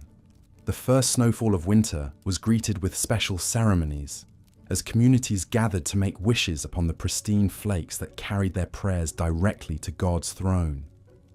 Children were encouraged to catch snowflakes on their tongues, believing they consumed divine blessings that would protect them through the cold months ahead. Wind directions carried their own prophetic meanings deeply embedded in medieval consciousness. Northern winds brought purification and spiritual clarity. Eastern winds carried new beginnings and divine inspiration. Southern winds promised warmth, abundance, and answered prayers. But western winds were viewed with suspicion, for they blew from the direction of the setting sun, carrying whispers of endings, partings, and supernatural dangers that lurked beyond the horizon. The medieval understanding of time itself was thoroughly permeated with supernatural significance. Each hour of the day corresponded to different spiritual influences and appropriate activities. Dawn was the hour of new beginnings and divine inspiration, when prayers were most powerful and creative endeavors most blessed. Noon marked the height of divine power, when evil forces were weakest and holy rituals most effective. Twilight brought increased supernatural activity as the boundary between day and night thinned, allowing spirits to move more freely between worlds. The days of the week carried their own mystical associations inherited from ancient planetary worship, but baptized into Christian understanding. Sunday belonged to the sun and divine glory, making it the most auspicious day for important undertakings. Monday was the moon's day, favoring feminine activities and emotional matters. Tuesday, ruled by Mars, was suitable for conflict resolution and courageous endeavors. Wednesday, Mercury's day, favored communication and learning. Thursday, governed by Jupiter, was ideal for business and legal matters. Friday, Venus's day, was perfect for love and artistic pursuits. Saturday, Saturn's domain, was reserved for somber reflection and penance. The months themselves were understood as chapters in an ongoing cosmic story, each carrying distinct spiritual energies and supernatural possibilities. January, named for Janus, the two-faced god of transitions, was a time for looking backward with gratitude and forward with hope. February brought purification and preparation for spring's renewal. March arrived with the power of new life, stirring beneath winter's retreating grasp. April danced with the energy of resurrection, as Christ's triumph over death was celebrated alongside nature's reawakening. May overflowed with fertility and abundance, when the Earth Mother showed her most generous face. June brought the fullness of light and the promise of harvest abundance. July blazed with the height of solar power and divine energy. August gathered the first fruits of human labor blessed by heaven. September marked the balance point between light and darkness. October whispered of coming rest and reflection. November spoke of death and remembrance. December completed the cycle with the promise of light returning to darkness, the eternal hope that sustained medieval hearts through their darkest hours. This intricate web of supernatural correspondences created a world where nothing was merely ordinary, where every moment carried potential for divine encounter or demonic interference. Medieval people moved through their days as pilgrims in an enchanted landscape, reading signs and portents in everything from bird flights to cloud formations, from dream symbols to chance encounters. They understood themselves as participants in a cosmic drama where their choices and actions rippled through unseen dimensions, affecting not only their earthly lives, but their eternal destinies. In this mystical worldview, superstition was not mere ignorance, but sophisticated spiritual technology, a complex system for navigating the treacherous waters between heaven and hell. These beliefs provided meaning, comfort, and a sense of agency in a world that often seemed chaotic and threatening. They transformed ordinary existence into sacred adventure, where even the humblest peasant could participate in the eternal struggle between good and evil, light and darkness, divine love and demonic hatred. As we drift deeper into the peaceful realm of sleep, we can almost hear the distant echoes of medieval bells marking the sacred hours, feel the protective presence of blessed herbs and holy symbols, sense the invisible guardians that watched over our ancestors as they surrendered to dreams. Their superstitions were love letters to mystery, attempts to maintain connection with the sacred in a world that pulsed with divine presence. In honoring their memory, we honor the eternal human longing for meaning, protection, and hope that transcends the boundaries of time itself. Looking at the structure and style of the reference videos, here's part 5 of the 12-part script for strange superstitions that ruled medieval life. History sleep. But perhaps nowhere was the supernatural more immediate and terrifying than in the realm of death itself. For medieval Europeans, the boundary between life and death was not a firm wall, but a gossamer veil through which spirits, both benevolent and malevolent, could easily pass. Death was not simply an ending, but a transformation, a journey into realms both wonderful and terrible, where the souls of the departed could still influence the living in profound and frightening ways. The medieval mind conceived of death as occurring in stages, each fraught with supernatural peril. The moment of dying was considered the most dangerous, when evil spirits would gather like vultures around the departing soul, seeking to drag it down to hell. Families would surround the deathbed with blessed candles, holy water, and sacred relics, creating a fortress of faith against the demonic hordes. Priests would perform last rites with urgent precision, knowing that a single misstep could damn the dying person for eternity. The very air around a deathbed was thought to shimmer with invisible warfare between angels and demons, each side battling for possession of the precious human soul. But death's supernatural influence extended far beyond the moment of expiration. The recently deceased were believed to maintain a powerful connection to the earthly realm for days, weeks, or even years after their passing. Medieval people lived in constant awareness that the dead walked among them, invisible but ever present, capable of blessing or cursing the living according to their whims and the treatment they receive from their survivors.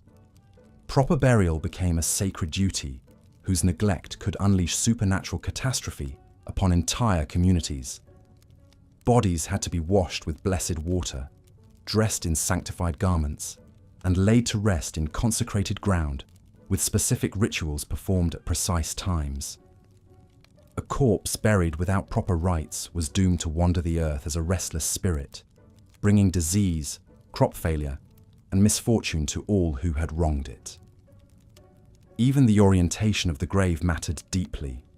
Bodies were always laid with feet pointing east toward Jerusalem, so they would be facing the right direction when Christ returned to raise the dead on Judgment Day.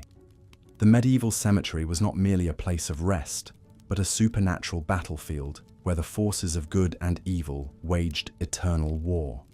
Consecrated ground was believed to hold protective power, its blessed soil acting as a barrier against demonic intrusion. But this protection came at a price. Suicides, heretics, and the excommunicated could not be buried in hallowed ground, lest their corruption spread to contaminate the entire cemetery and turn it into a gathering place for evil spirits. These unfortunate souls were relegated to crossroads, marshlands, or other liminal spaces where they would remain trapped between worlds, neither fully dead nor truly alive. The supernatural power of death permeated every aspect of medieval funeral customs. Mourners would wear black, not merely as a sign of grief, but as protection against the jealous spirits of the dead, who might seek to drag the living down with them. Funeral processions followed specific routes through towns and villages, stopping at certain crossroads and sacred sites to ensure the spirit of the deceased would not lose its way to the afterlife. Bell tolling served not only to announce a death, but to drive away evil spirits who might interfere with the soul's journey to heaven. Perhaps most chilling of all were the beliefs surrounding the revenants, the walking dead who returned from their graves to torment the living. Unlike the mindless zombies of modern imagination, medieval revenants were intelligent, purposeful beings driven by unfinished business or righteous anger. They might return to claim property they felt had been stolen, to punish those who had wronged them in life, or simply because they had been buried improperly and could find no rest in the grave. The chronicles of medieval Europe are filled with terrifying accounts of revenant encounters. In 12th century England, the monk William of Newburgh recorded numerous cases of the walking dead, terrorizing entire communities. One tale tells of a man from Buckinghamshire who died and was buried, but returned each night to his former home, bringing with him the stench of the grave and an aura of supernatural dread. The living man would beat upon doors and windows, calling out to his wife and children, his voice carrying an otherworldly echo that chilled the blood of all who heard it. Wherever he walked, a putrid smell lingered, and those unfortunate enough to encounter him would fall ill with mysterious ailments that no earthly medicine could cure. Such visitations were taken with deadly seriousness by medieval communities.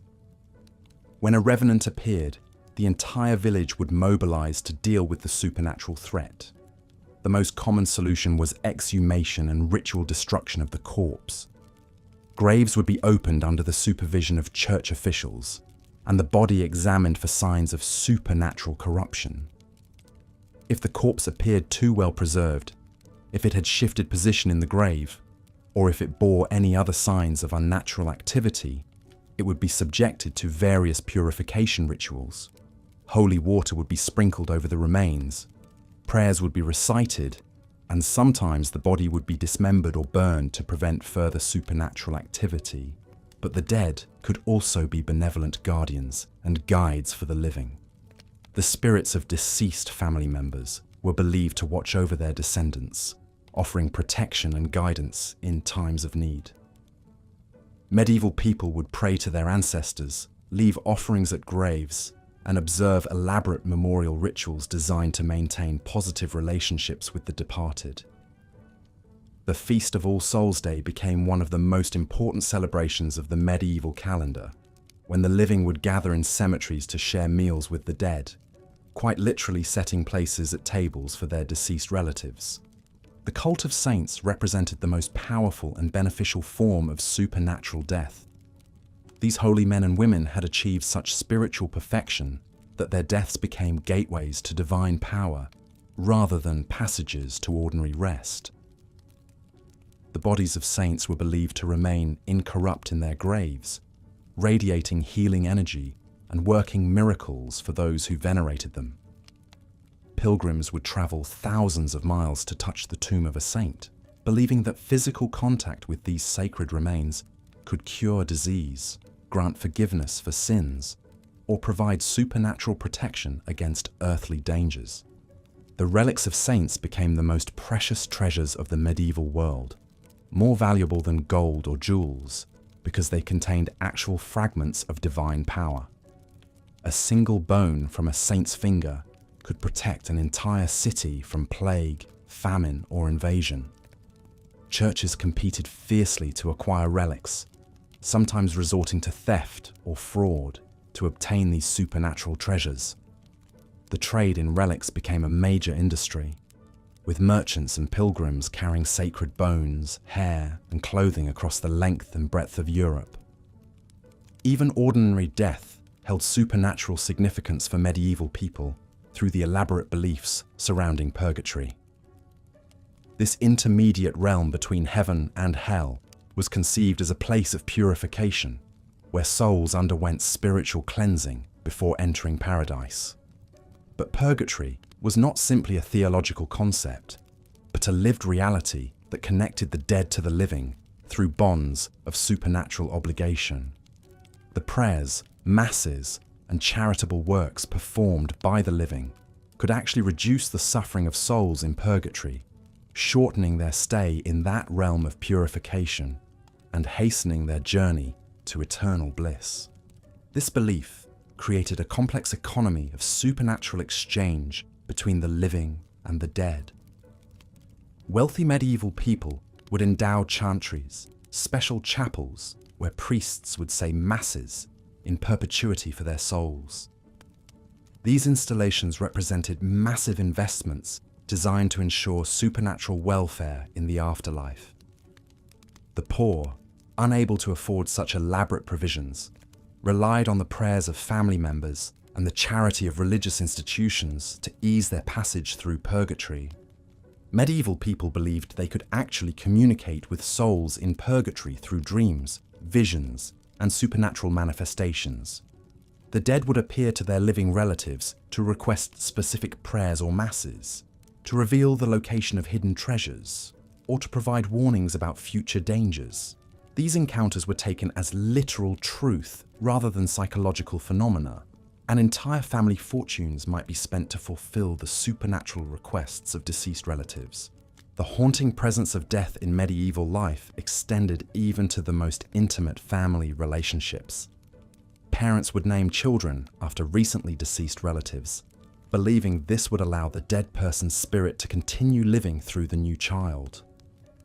Wedding ceremonies included elaborate rituals designed to gain the blessing of deceased family members, and major business decisions would be postponed until the spirits of dead ancestors could be consulted through dreams or divination. Medieval art and literature reflected this obsession with death's supernatural dimensions. The danse macabre, or dance of death, became a popular artistic motif, depicting death as a skeletal figure who came for people of all social classes, from peasants to kings. These images served as memento mori, reminders that death could strike at any moment and that the supernatural realm was always near. Churches were decorated with elaborate sculptures and paintings, showing the torments of hell and the joys of heaven, making the afterlife seem as real and immediate as the earthly world. The Black Death of the 14th century intensified these supernatural beliefs about death to an almost hysterical degree. As the plague swept across Europe, killing perhaps 1/3 of the entire population, people desperately sought supernatural explanations and solutions for the catastrophe. Some believed the pandemic was caused by the collective anger of the dead, who had been neglected by the living and were now taking their revenge. Others saw it as a sign of the approaching apocalypse, when all the dead would rise from their graves for the final judgment. Flagellant movements arose across Europe, with groups of penitents traveling from town to town, whipping themselves bloody in public displays designed to appease the wrath of God and the dead. These processions were believed to have supernatural power to drive away the plague, and entire communities would join in the self-torture, believing that their suffering could somehow balance the cosmic scales and restore harmony between the living and the dead. The plague also led to new forms of supernatural protection against death. Plague saints like Saint Roch and Saint Sebastian became objects of intense devotion. Their intercession sought to ward off the disease. Amulets and talismans depicting these saints were worn constantly, and their images were painted on houses and public buildings as supernatural shields against the pestilence. Special prayers and masses were developed specifically to combat the plague, incorporating elaborate rituals designed to harness divine power against the supernatural forces of death and disease. Even the disposal of plague victims took on supernatural significance. The sheer number of deaths overwhelmed traditional burial customs, forcing communities to develop new rituals for dealing with mass mortality. Bodies were often burned rather than buried, a practice that required special religious sanction because it seemed to interfere with the resurrection of the dead. Plague pits were consecrated with elaborate ceremonies designed to ensure that the mass graves would not become gathering places for evil spirits. The medieval understanding of death's supernatural power also shaped legal and social institutions in profound ways. Deathbed confessions were considered especially truthful because the dying person was thought to be already partially in the spiritual realm, where lies were impossible. Last wills and testaments were surrounded by supernatural safeguards, with elaborate curses pronounced against anyone who might violate the dead person's wishes. The crime of murder was considered not just an offense against human law, but a violation of cosmic order that could unleash supernatural vengeance upon the perpetrator and their entire family line. Medieval people believed that violent or unjust deaths created the most dangerous supernatural disturbances. Murder victims were thought to cry out for vengeance from beyond the grave, their unquiet spirits haunting the places where they died until justice was achieved. Battlefields were considered supernaturally charged locations where the spirits of fallen warriors continued to wage ethereal combat. Execution grounds were avoided after dark because the ghosts of the hanged were believed to gather there, seeking revenge against those who had condemned them.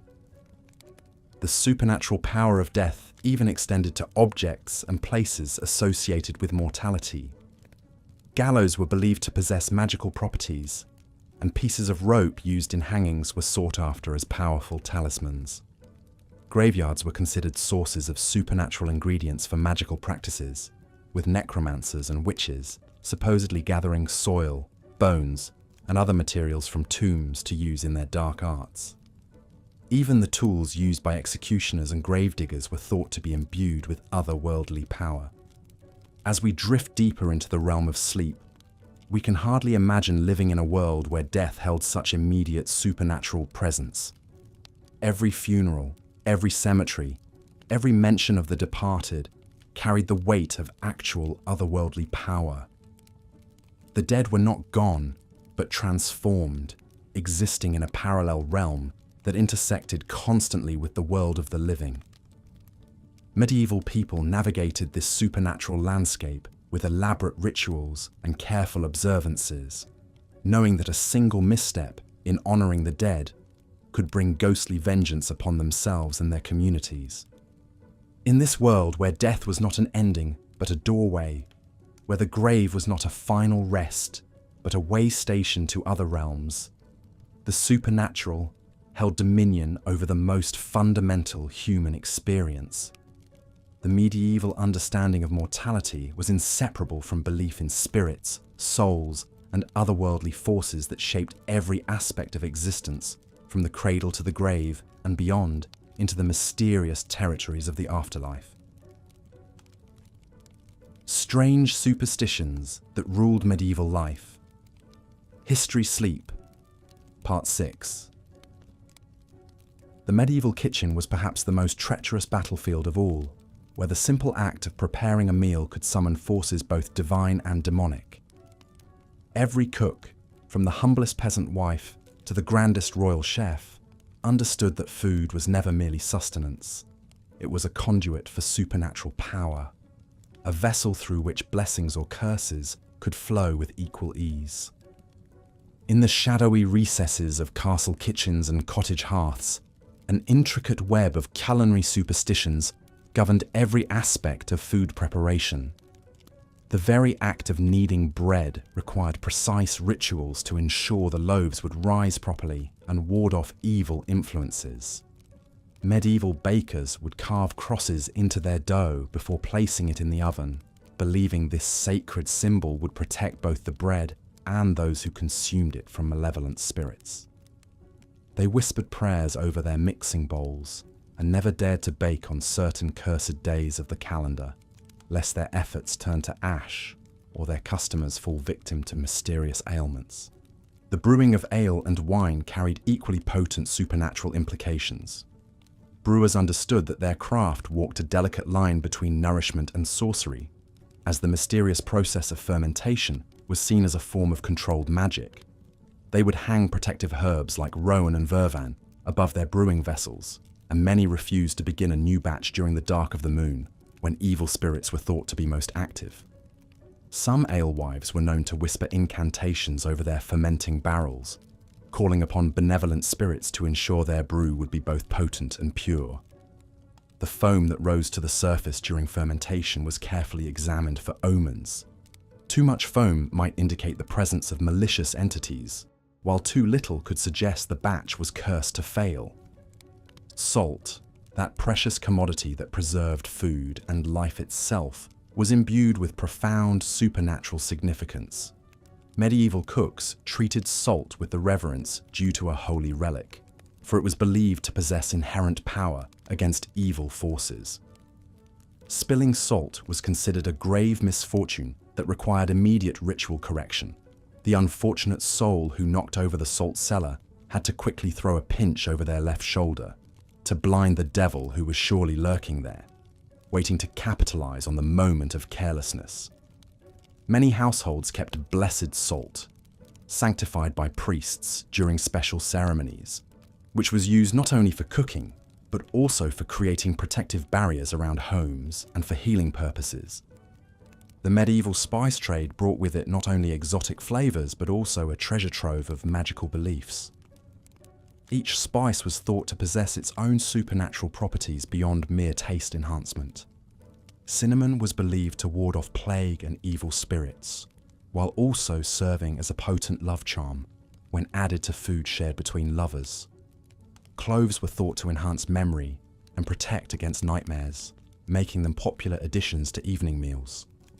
Black pepper, so valuable it was sometimes used as currency, was considered a powerful protection against curses and was often sewn into small sachets and worn as amulets by those who could afford such luxury. The preparation of meat required perhaps the most elaborate supernatural precautions. Medieval cooks understood that the moment of an animal's death could influence the spiritual properties of its flesh. Animals slaughtered during certain phases of the moon were thought to produce meat that would spoil quickly or bring misfortune to those who consumed it. The blood of freshly slaughtered animals was never wasted, as it was believed to contain the creature's life force and could be used in various protective rituals.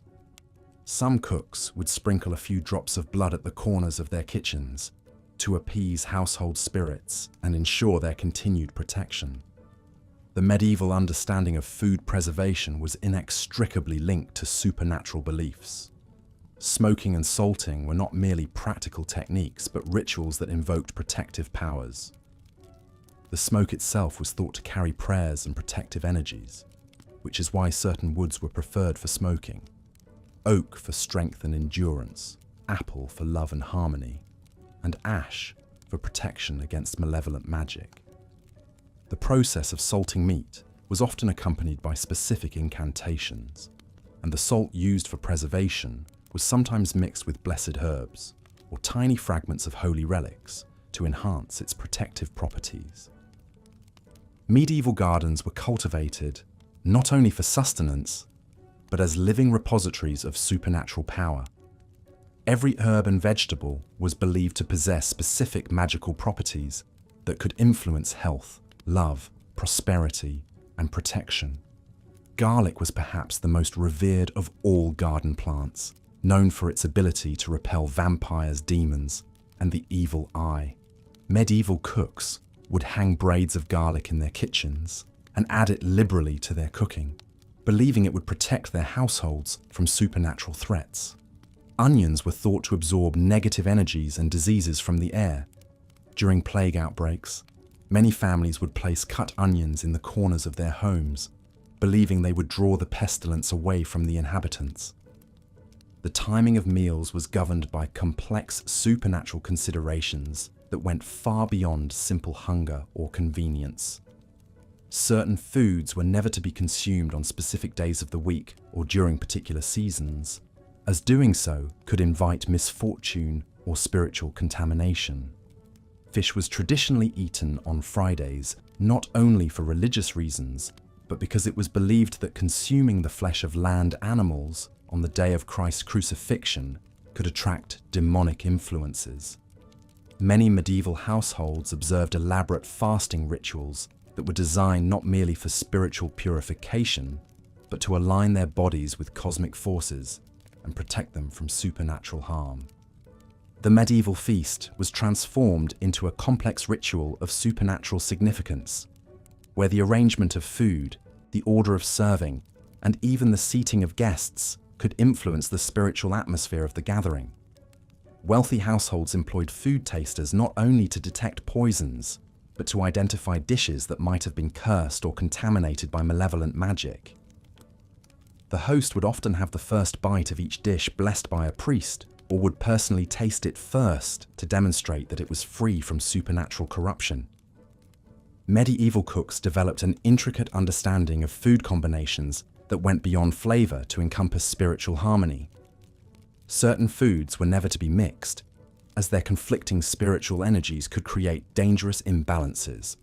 Sweet and bitter flavors were thought to represent the eternal struggle between good and evil, and their combination in a single dish required careful ritual preparation to maintain spiritual equilibrium. Hot and cold foods were associated with different elemental forces, and their improper combination could supposedly upset the natural order and invite supernatural chaos. The storage of food was surrounded by elaborate protective rituals designed to guard against both physical spoilage and supernatural contamination. Medieval households would place iron nails in their grain stores to repel evil spirits, as iron was universally believed to be anathema to supernatural entities. Protective herbs like rosemary, thyme, and sage were scattered among stored foods, not only for their natural preservative properties, but for their ability to create spiritual barriers against malevolent influences. Some families would bury small religious medallions or fragments of blessed bread in their root cellars, believing these sacred objects would maintain a protective presence over their food stores throughout the long winter months. The medieval understanding of water carried profound supernatural implications that extended to all aspects of cooking and food preparation. Water drawn from certain wells or springs was believed to possess healing properties or protective powers, while water collected during specific lunar phases was thought to be especially potent for brewing and cooking. Many cooks would bless their water before using it in food preparation, making the sign of the crossover buckets and barrels to ensure the liquid was spiritually pure. During times of plague or illness, families would seek out water from holy wells or springs associated with particular saints, believing that food prepared with such blessed water would protect them from disease and malevolent influences. The medieval miller occupied a unique position in the supernatural landscape of food preparation, as the grinding of grain was seen as a mystical transformation that could be influenced by spiritual forces. Millers were often viewed with suspicion and reverence in equal measure, as their ability to transform raw grain into flour seemed to border on magical practice. Many mills were blessed annually by priests, and millers would often incorporate protective rituals into their daily work, such as carving protective symbols into their millstones or burning specific herbs while grinding grain. The flour produced by these sanctified mills was believed to create bread with enhanced spiritual properties, offering protection and nourishment to both body and soul. The medieval understanding of cooking fires elevated the simple act of food preparation to a sacred ritual. The hearth was considered the spiritual heart of the home, and the fire that burned there was thought to be a conduit between the earthly and divine realms. Medieval cooks would carefully tend their fires, ensuring they never completely died out, as an extinguished hearth fire was believed to invite evil spirits into the home. Special woods were burned during the preparation of important meals: holly for protection, oak for strength, and birch for purification. The smoke from these sacred fires was thought to carry prayers and protective energies throughout the household. Even the humble act of stirring food was imbued with supernatural significance. Medieval cooks understood that the direction of stirring could influence the spiritual properties of their dishes. Stirring clockwise, following the path of the sun, was believed to invoke positive energies and blessings, while stirring counterclockwise was thought to attract negative influences or even curses. Many recipes included specific instructions for stirring patterns, and experienced cooks would often incorporate protective prayers or incantations into their stirring rituals, believing that the circular motion would bind positive energies into their food. The medieval kitchen was also a repository of protective charms and talismans designed to safeguard both the cooking process and those who consumed the resulting meals. Bundles of protective herbs hung from rafters, iron horseshoes nailed above doorways, and small religious icons placed near cooking fires all served to create a network of supernatural protection. Many cooks wore specific amulets while preparing food, believing these personal talismans would prevent them from accidentally introducing negative energies into their cooking. The kitchen knife, that essential tool of food preparation, was often blessed and treated with special reverence, as it was believed that a cursed or contaminated blade could transmit malevolent influences to any food it touched. The medieval understanding of leftovers and food waste carried significant supernatural implications. Throwing away food was considered not only wasteful, but potentially dangerous, as discarded food could be used by enemies to create curses or harmful magic. Many households had elaborate rituals for disposing of food scraps, often burying them in specific locations, or burning them with protective herbs to prevent their misuse. Some families would feed their leftovers to animals or give them to the poor, believing that such acts of charity would generate positive spiritual energy that would protect their household. The medieval marketplace was a complex battleground of supernatural forces, where buyers and sellers engaged in elaborate rituals designed to ensure fair transactions and protect against cursed or contaminated goods. Vendors would often display protective symbols at their stalls and burn specific incenses to ward off evil influences. Buyers, in turn, would examine their purchases not only for physical quality, but for signs of supernatural contamination. Certain vendors were known to specialize in spiritually pure foods, commanding premium prices for goods that had been prepared according to strict supernatural protocols. The medieval understanding of seasonal eating extended far beyond simple availability to encompass complex spiritual considerations. Each season was associated with specific spiritual energies, and the foods consumed during these periods were believed to help align the body with cosmic forces. Spring foods were thought to promote renewal and growth, summer foods to enhance vitality and protection, autumn foods to provide wisdom and preparation for the dark months ahead, and winter foods to offer spiritual sustenance during the time of greatest supernatural danger. Medieval physicians and healers understood that food was medicine, and medicine was often indistinguishable from magic. The preparation of healing foods required elaborate rituals and the precise combination of ingredients according to both physical and spiritual properties.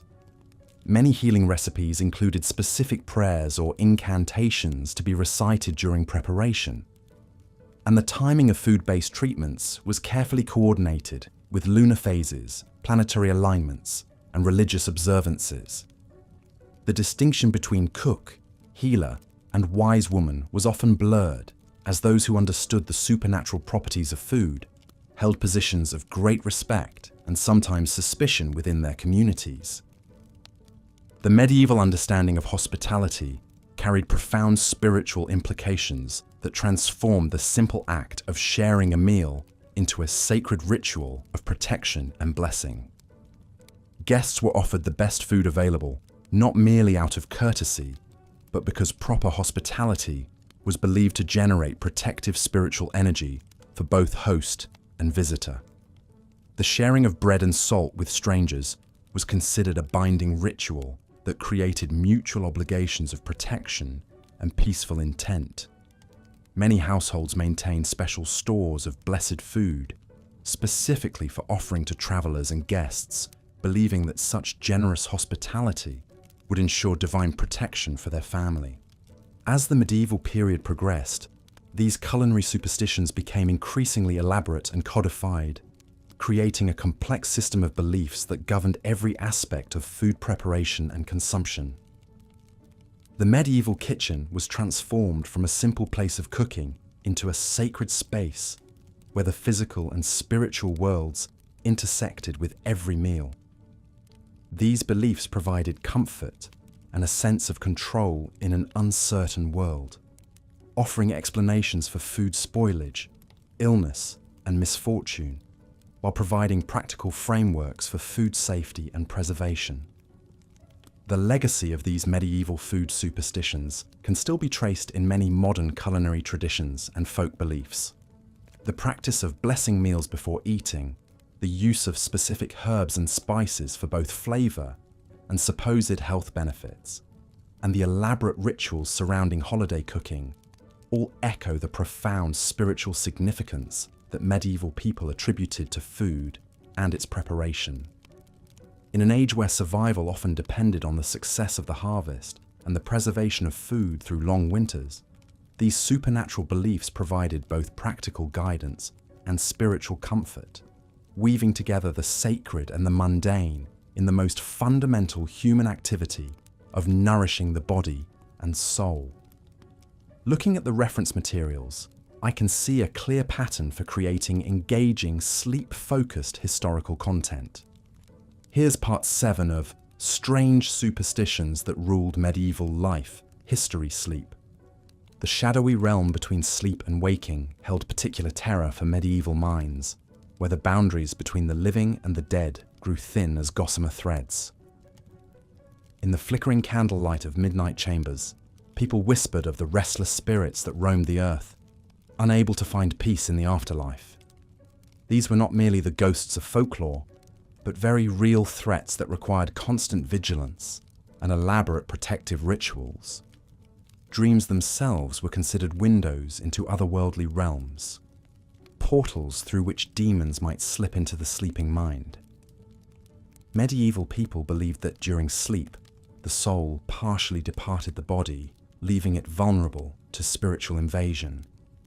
This explained why nightmares felt so vivid and terrifying, why some people spoke in strange tongues while dreaming, and why certain individuals claimed to witness future events in their sleep. The church taught that dreams could be divine visions, diabolical temptations, or natural phantasms of the mind. Distinguishing between these required careful interpretation by learned clergy. Dreams of angels, saints, or biblical scenes were considered blessed visions, while dreams of demons, violence, or carnal desires were signs of spiritual corruption. Even the time of night when dreams occurred held significance. Visions near dawn were thought more likely to be true prophecies, as this was when the soul was preparing to return fully to the waking world. To ward off evil dreams and nocturnal visitations, medieval bedchambers became fortresses of spiritual protection. Crucifixes were mounted above beds, their sacred wood carved from trees blessed by priests.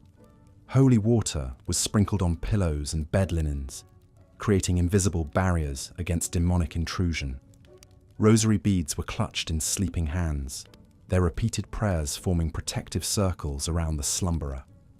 The very herbs used to stuff mattresses and pillows were chosen for their supernatural properties, as much as their comfort. Lavender not only provided a pleasant scent, but was believed to grant peaceful sleep and prophetic dreams. Rosemary placed under pillows was thought to prevent nightmares and protect against evil spirits. Vervain, the holy herb, was sewn into bed curtains to create sanctified sleeping spaces. Even the direction one's bed faced mattered. Sleeping with one's head toward the east, the direction of Jerusalem and the rising sun, was considered most blessed. Children were especially vulnerable to nocturnal supernatural threats. Parents would place iron objects under cradles, as metal was believed to repel fairies and demons who might steal babies in the night, replacing them with sickly changelings.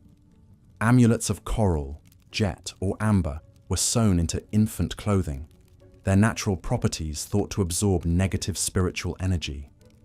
Bells were sometimes attached to cradles, their tinkling sound believed to frighten away malevolent spirits drawn to innocent souls. The phenomenon of sleep paralysis, now understood as a temporary inability to move during the transition between sleep and waking, was interpreted through supernatural lenses. Medieval people called this terrifying experience being ridden by the nightmare, not the bad dream we know today, but an actual demonic entity that sat upon sleepers' chests, stealing their breath and movement. The Old English word mare referred to this supernatural oppressor, a malevolent spirit that fed on human fear and helplessness. Victims of the nightmare described remarkably consistent experiences, awakening to find themselves unable to move or speak, while a crushing weight pressed down upon their chest. Often, they reported seeing a dark figure looming over them, sometimes with glowing eyes or grotesque features. These accounts, shared across medieval Europe with striking similarity, reinforced the widespread belief in the reality of such spiritual attacks. Protection against the nightmare required specific rituals and objects. Iron horseshoes nailed above doorways were thought to prevent the creature's entry, as supernatural beings were believed unable to cross iron thresholds. Bags of salt placed under beds created protective barriers, as salt was considered pure and cleansing. Some people slept with knives under their pillows, believing that cold iron could wound or banish the attacking spirit. the medieval understanding of sleep extended beyond individual experience to encompass entire communities. Certain nights of the year were considered particularly dangerous for supernatural activity. All Hallows' Eve, the night before All Saints' Day, was when the veil between worlds grew thinnest, allowing spirits of the dead to walk among the living. On these nights, entire villages would observe protective rituals, keeping fires burning throughout the night and posting watchers to guard against supernatural intrusions. Winter solstice brought its own terrors, as the longest night was thought to empower dark forces. The 12 nights between Christmas and Epiphany were considered especially perilous, when the Wild Hunt, a ghostly procession of supernatural hunters, was said to ride across the sky. Those who ventured outside during these nights risked being swept up in the phantom cavalcade, doomed to ride forever with the spectral host.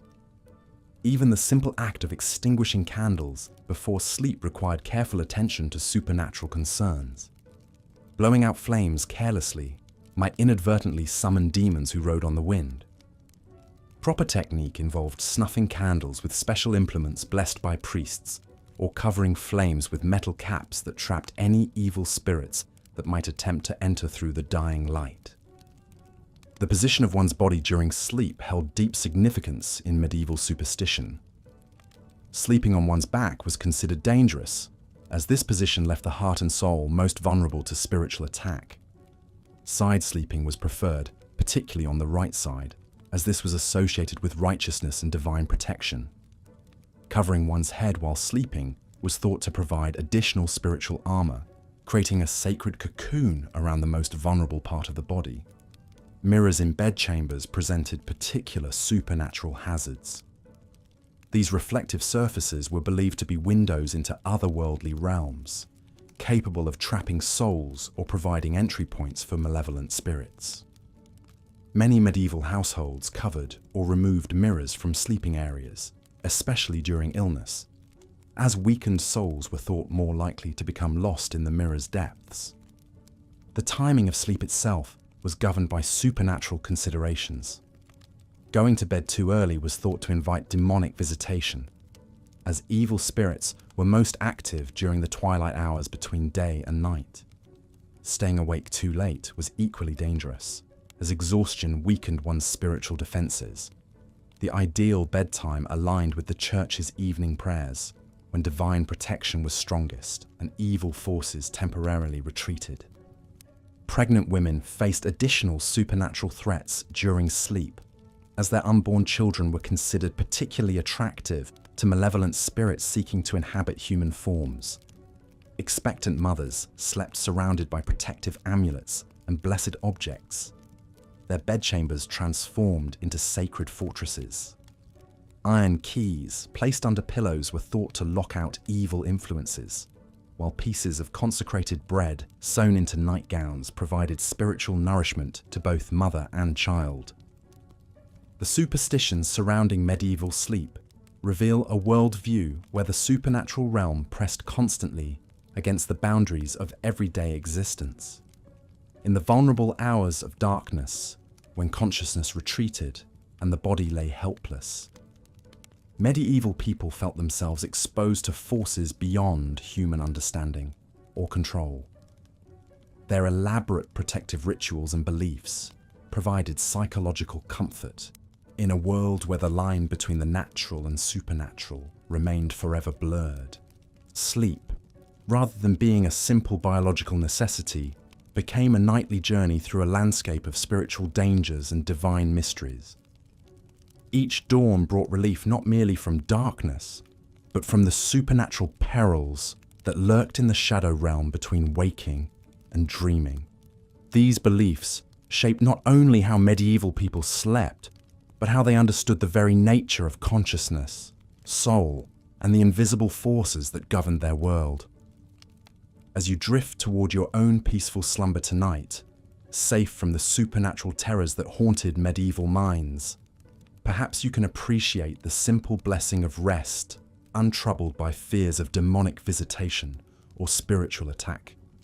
The darkness that once seemed alive with malevolent presence now offers only the gentle embrace of natural sleep, free from the elaborate protections our ancestors deemed essential for surviving the perilous journey through the night. Looking at the reference materials and the summary of your previous script parts, here's part 8 of your medieval superstitions series. As the abbey bells tolled compliant across the darkened landscape, medieval folk prepared for the most perilous hours of their day. For when darkness fell, the veil between worlds grew thin, and the supernatural forces that governed their waking hours became even more potent and unpredictable. Sleep itself was fraught with spiritual dangers, requiring elaborate rituals and protective measures that would seem almost incomprehensible to our modern minds. The medieval bedroom was not merely a place of rest, but a battlefield where the soul lay vulnerable to demonic attack. Before retiring, devout Christians would kneel beside their beds, reciting protective prayers that had been passed down through generations. The most common was a simple but heartfelt plea. Matthew, Mark, Luke, and John, bless the bed that I lie on. 4 corners to my bed, 4 angels round my head, 1 to watch, 1 to pray, and 2 to bear my soul away. This prayer served multiple purposes, invoking the protection of the 4 evangelists, while acknowledging the very real possibility that death might claim the sleeper before dawn. The positioning of the bed itself was a matter of grave importance. Medieval wisdom dictated that beds should never be placed with the foot pointing toward the door, as this was the position reserved for corpses being carried from the home. Similarly, mirrors were carefully covered or turned to face the wall, for it was believed that the soul, temporarily freed during sleep, might become trapped within the reflective surface, unable to return to the body upon waking. Mothers would whisper urgent warnings to their children about the dangers of sleeping with their mouths open, lest evil spirits enter through this vulnerable portal and possess their bodies while their souls wandered in dreams. The very act of dreaming was understood as a form of spiritual journey where the soul departed the physical body to traverse otherworldly realms. These nocturnal voyages were fraught with significance and danger. Dreams of the dead were particularly ominous, often interpreted as visitations from souls trapped in purgatory, desperately seeking prayers and masses to speed their journey to paradise. A medieval dreamer who encountered a deceased relative would wake with a heavy burden of responsibility, knowing they must arrange for prayers to be said or risk the eternal consequences of ignoring a soul in torment. Certain dreams carried prophetic weight that could influence major life decisions. To dream of clear, flowing water was considered a harbinger of good fortune and spiritual cleansing, while murky or stagnant water foretold illness or spiritual corruption. Dreams of flying were viewed with deep suspicion, as they might indicate that the dreamer was unknowingly practicing witchcraft, their spirit taking flight to attend diabolic sabbaths. Women who experienced such dreams often lived in terror, knowing that accusation of witchcraft could follow if their nocturnal visions became known to suspicious neighbors. The interpretation of dreams was not left to chance, but followed elaborate systems of symbolic meaning that had been codified over centuries. Animals in dreams carried specific messages. A white horse symbolized spiritual purity or the approach of death as a welcome release, while a black horse warned of coming sorrow or demonic temptation. Snakes represented wisdom or treachery, depending on their behavior in the dream.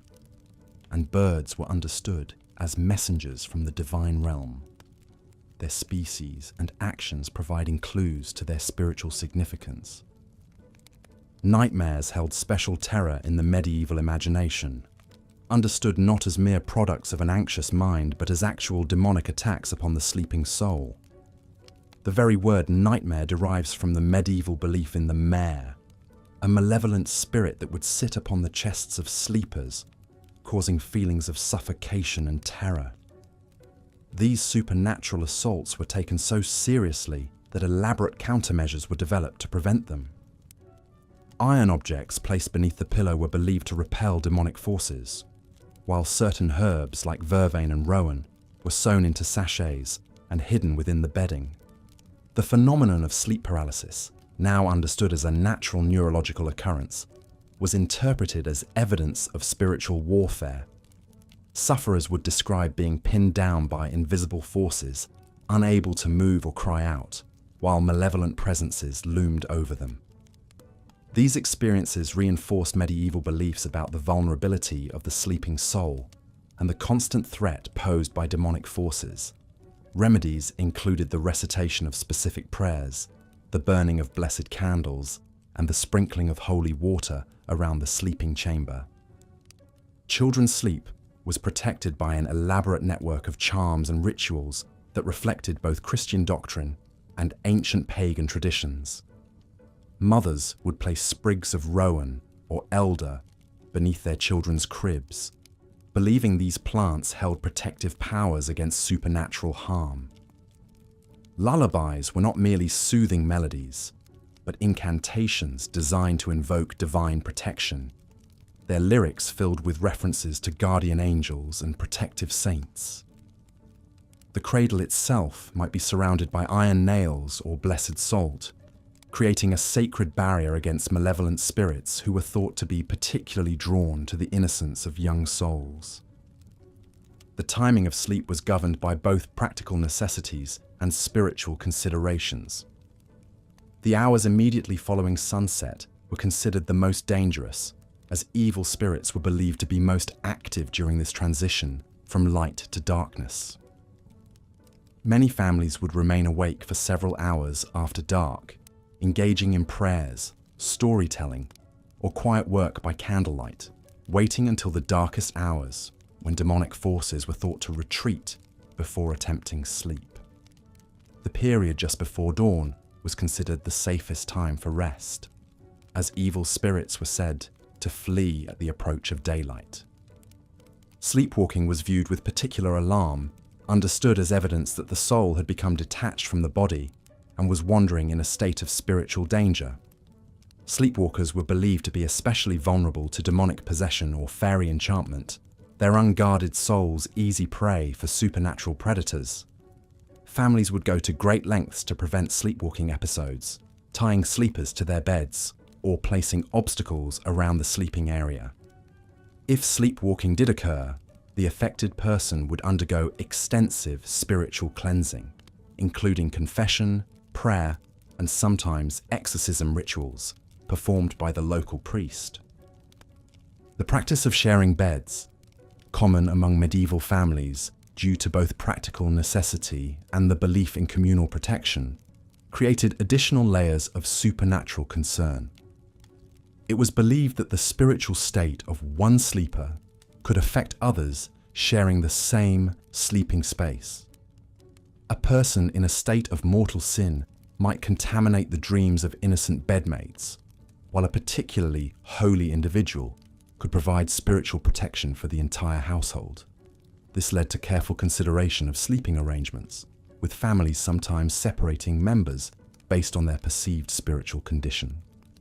Dreams of deceased loved ones required immediate and specific responses to prevent spiritual catastrophe. If the dead appeared in dreams requesting prayers, masses, or charitable acts, these demands were treated as urgent spiritual obligations. Failure to respond appropriately could result in the dreamer being haunted by increasingly aggressive visitations, or worse, being dragged into the realm of the dead. Entire families might impoverish themselves, fulfilling the requests of dream visitors, selling precious possessions to pay for masses, or giving away food and clothing to the poor in the name of departed souls. The phenomenon of shared dreams, where multiple people reported similar nocturnal visions, was interpreted as evidence of divine revelation or demonic deception. Communities would gather to discuss and interpret these collective experiences, seeking guidance from learned clergy about their spiritual significance. Such dreams might predict natural disasters, warn of impending invasions, or reveal hidden sins within the community that required confession and penance. The interpretation of shared dreams could influence major community decisions, from the timing of harvests to the need for collective prayer and fasting. Medieval medicine recognized the connection between sleep and health, but understood it through the lens of spiritual rather than physical causation. Insomnia was often attributed to spiritual unrest, requiring confession and absolution rather than herbal remedies. Those who slept too much were viewed with suspicion, as excessive sleep was associated with sloth, one of the 7 deadly sins. The ideal Christian was expected to maintain a balance between necessary rest and spiritual vigilance, sleeping enough to maintain health while remaining alert to supernatural dangers. The bedchamber itself became a sacred space through the use of religious imagery and blessed objects. Crucifixes were mounted on bedroom walls, their presence serving both as protection and as a reminder of spiritual obligations. Holy water was sprinkled on bedding, and blessed candles were lit during times of particular spiritual danger. Some families maintained small shrines in their sleeping quarters, complete with religious relics and prayer books, creating a fortress of faith against the supernatural threats that stalked the night. As morning approached and the household began to stir, the successful completion of a night's sleep was cause for gratitude and spiritual reflection. Prayers of thanksgiving were offered for protection, received during the vulnerable hours of darkness, and any disturbing dreams were carefully analyzed for spiritual significance. The transition from sleep to wakefulness was understood as a daily resurrection, a small victory over the forces of darkness that sought to claim human souls during their most defenseless moments. The elaborate superstitions surrounding sleep in medieval times reveal the profound anxiety that characterized daily existence in an age where the supernatural was as real and immediate as the physical world. Every night brought renewed confrontation with forces beyond human understanding or control, requiring constant vigilance and unwavering faith. Yet within this framework of fear and uncertainty, medieval people found ways to create safety and meaning, developing rituals and beliefs that provided comfort and protection in a world where the boundaries between the natural and supernatural remained forever uncertain. These beliefs about sleep and dreams were not merely quaint folkways, but essential survival strategies in a worldview where spiritual warfare was a constant reality. They remind us of how profoundly different the medieval experience of existence was from our own, shaped by an understanding of reality, where the invisible realm held as much power and significance as the world that could be seen and touched. In the darkness of the medieval night, surrounded by protective prayers and sacred objects, our ancestors found ways to rest while remaining ever vigilant against the supernatural forces that shaped their understanding of life, death, and the mysterious realm that lay between them. Looking at the reference materials and the summary provided, I'll continue the script from where we left off, focusing on how medieval superstitions shaped daily life through rituals, beliefs, and practices that governed everything from personal hygiene to social interactions. The rituals and customs surrounding daily life in medieval Europe were steeped in supernatural significance, where even the most mundane activities carried profound spiritual weight. Consider the simple act of washing one's face each morning. Medieval people believed that water drawn before sunrise held special purifying properties, capable of warding off evil spirits that might have visited during the night. Women would often add herbs like rosemary or sage to their washing water, not merely for fragrance, but because these plants were thought to possess protective qualities against malevolent forces. The practice of personal grooming itself was governed by superstitious beliefs that seem almost quaint to our modern sensibilities. Cutting one's hair required careful timing, as it was believed that hair trimmed during certain phases of the moon would either grow back stronger or fall out entirely. Many people would save their hair clippings, not out of sentimentality, but from fear that if these fell into the wrong hands, they could be used in harmful magic spells against them. Similarly, nail clippings were carefully disposed of, often burned in the hearthfire to prevent their use in dark sorcery. The medieval household was a fortress of protective rituals designed to keep evil at bay.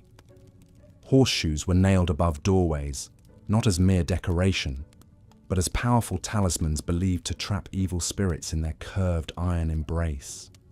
Salt was scattered across thresholds, creating invisible barriers that demons supposedly could not cross. Even the arrangement of furniture held supernatural significance.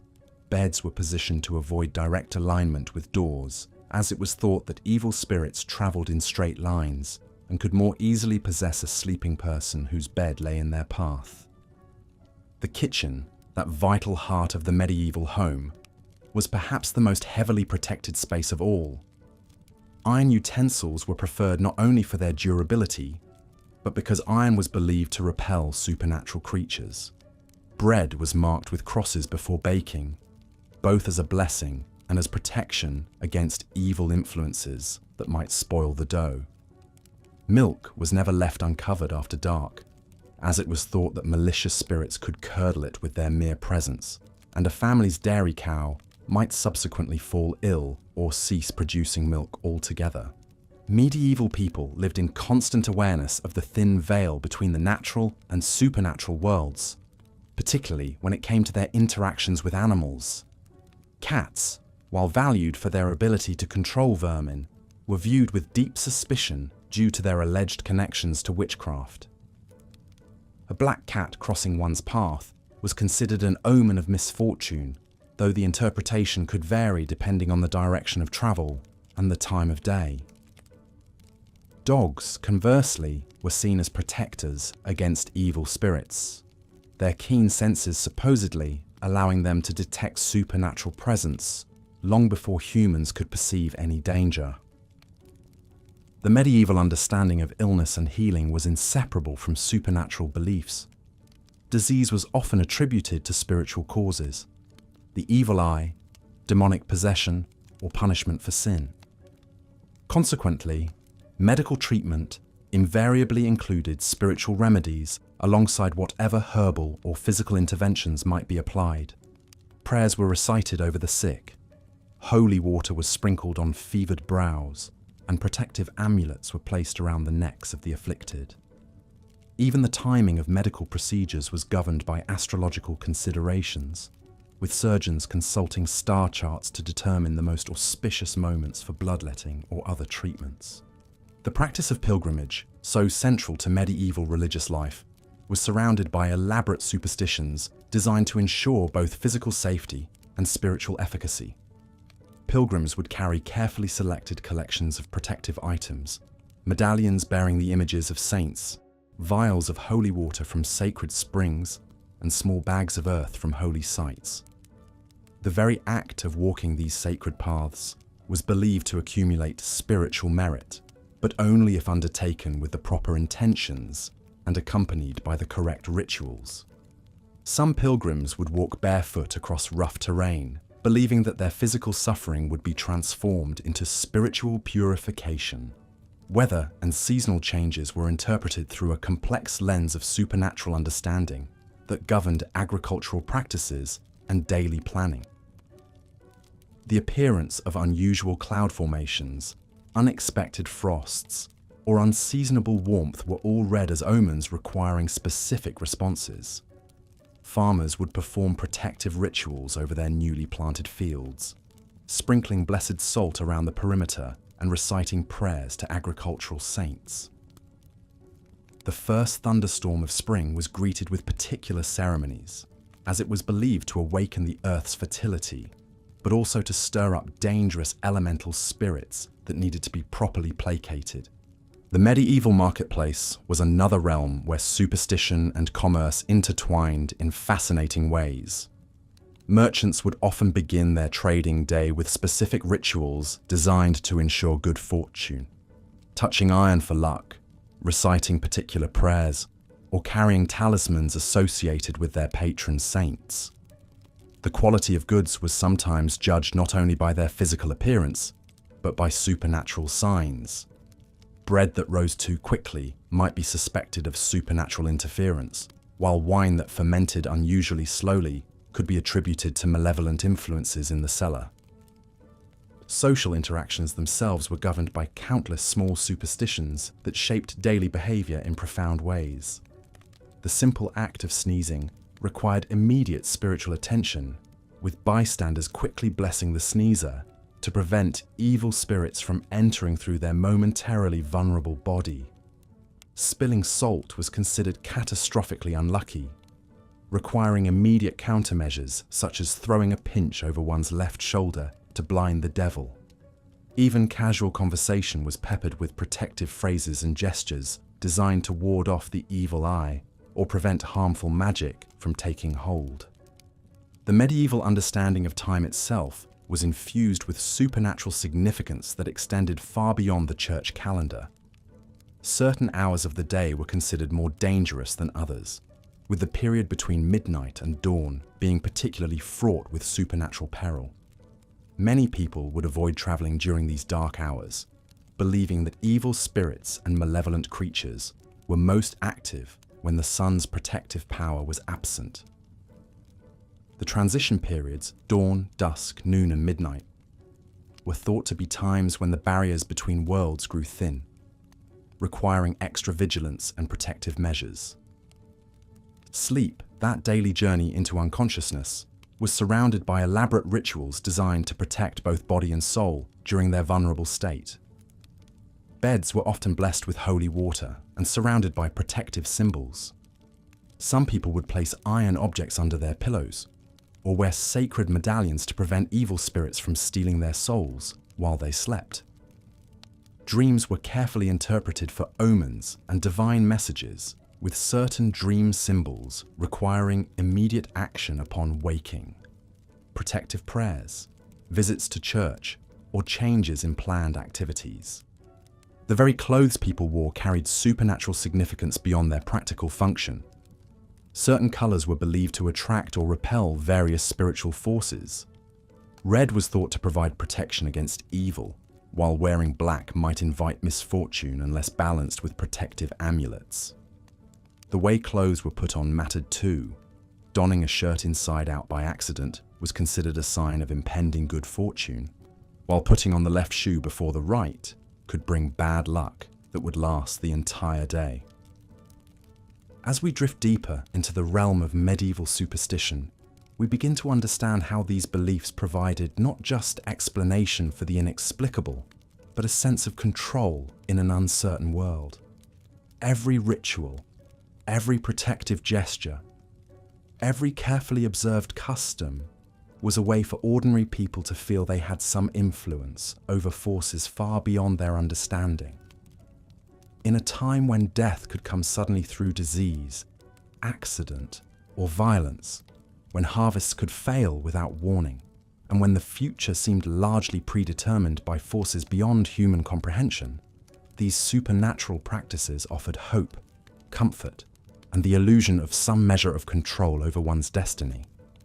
These beliefs were not mere superstition to medieval minds, but rather a sophisticated system of spiritual technology designed to navigate the complex and dangerous intersection between the material and immaterial worlds. Every protective ritual was a small act of defiance against chaos, every blessing a shield against the unknown. In this worldview, the supernatural was not separate from daily life, but woven into its very fabric, making every moment a potential encounter with forces beyond the merely human, and every day a careful dance between the seen and unseen realms that shaped medieval existence. Looking at the summary and reference materials provided, I'll continue the script from where it left off, focusing on strange medieval superstitions that haven't been covered yet. Here's part 10. While the structured world of medieval Christianity provided one framework for understanding the supernatural, countless folk beliefs and practices operated alongside, and sometimes in tension with, official church doctrine.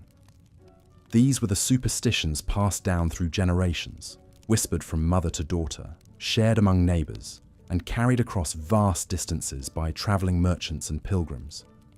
Perhaps nowhere was this more evident than in the realm of numbers and their mystical significance. Medieval people lived in a world where certain numbers carried profound spiritual weight, capable of bringing either blessing or catastrophe depending on how they were encountered or employed. The number 7, for instance, held extraordinary power in the medieval imagination. It appeared throughout biblical scripture: 7 days of creation, 7 deadly sins, 7 virtues, 7 sacraments. This divine association made 7 a number of completion and perfection. Medieval physicians prescribed treatments in cycles of 7 days. Builders incorporated 7 steps into church architecture. Even common folk would repeat prayers 7 times or perform daily tasks in groups of 7 to invoke divine protection. But if 7 brought blessing, 13 carried an almost unbearable weight of misfortune.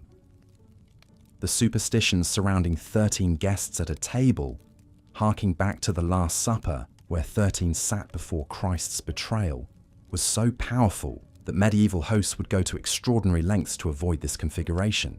They would invite additional guests, exclude themselves from dining, or even cancel gatherings entirely rather than risk the catastrophe that 13 diners might bring. The number 3 held similar power, representing the Holy Trinity and appearing in countless medieval rituals. Farmers would walk their fields 3 times at planting to ensure good harvest. Mothers would rock sick children 3 times while reciting prayers. Even the simple act of knocking on wood, still practiced today, required 3 knocks to properly ward off evil. But perhaps no realm of medieval superstition was more elaborate than the complex web of beliefs surrounding death and the afterlife. Medieval people understood death not as a simple ending, but as a dangerous transition fraught with supernatural peril for both the dying and the living. The moment of death itself was considered particularly vulnerable to demonic interference. Families would surround the deathbed, maintaining constant vigil to prevent evil spirits from stealing the departing soul. Candles were kept burning, their light believed to guide the soul toward heaven while repelling creatures of darkness. Windows might be opened to provide the soul an easy path to paradise, while mirrors were covered to prevent the soul from becoming trapped in reflection. The preparation of the corpse followed strict supernatural protocols. The body had to be washed by those who had loved the deceased, as strangers might inadvertently trap the spirit through improper handling. Coins were placed on the eyes, not merely to keep them closed, but to pay the ferryman for safe passage to the afterlife. Salt, that powerful purifying agent, was sprinkled around the body to create a protective barrier against supernatural predators. Even the timing of death carried mystical significance. Those who died during a storm were thought to face particular spiritual danger, as tempests were believed to be times when the boundary between worlds grew thin.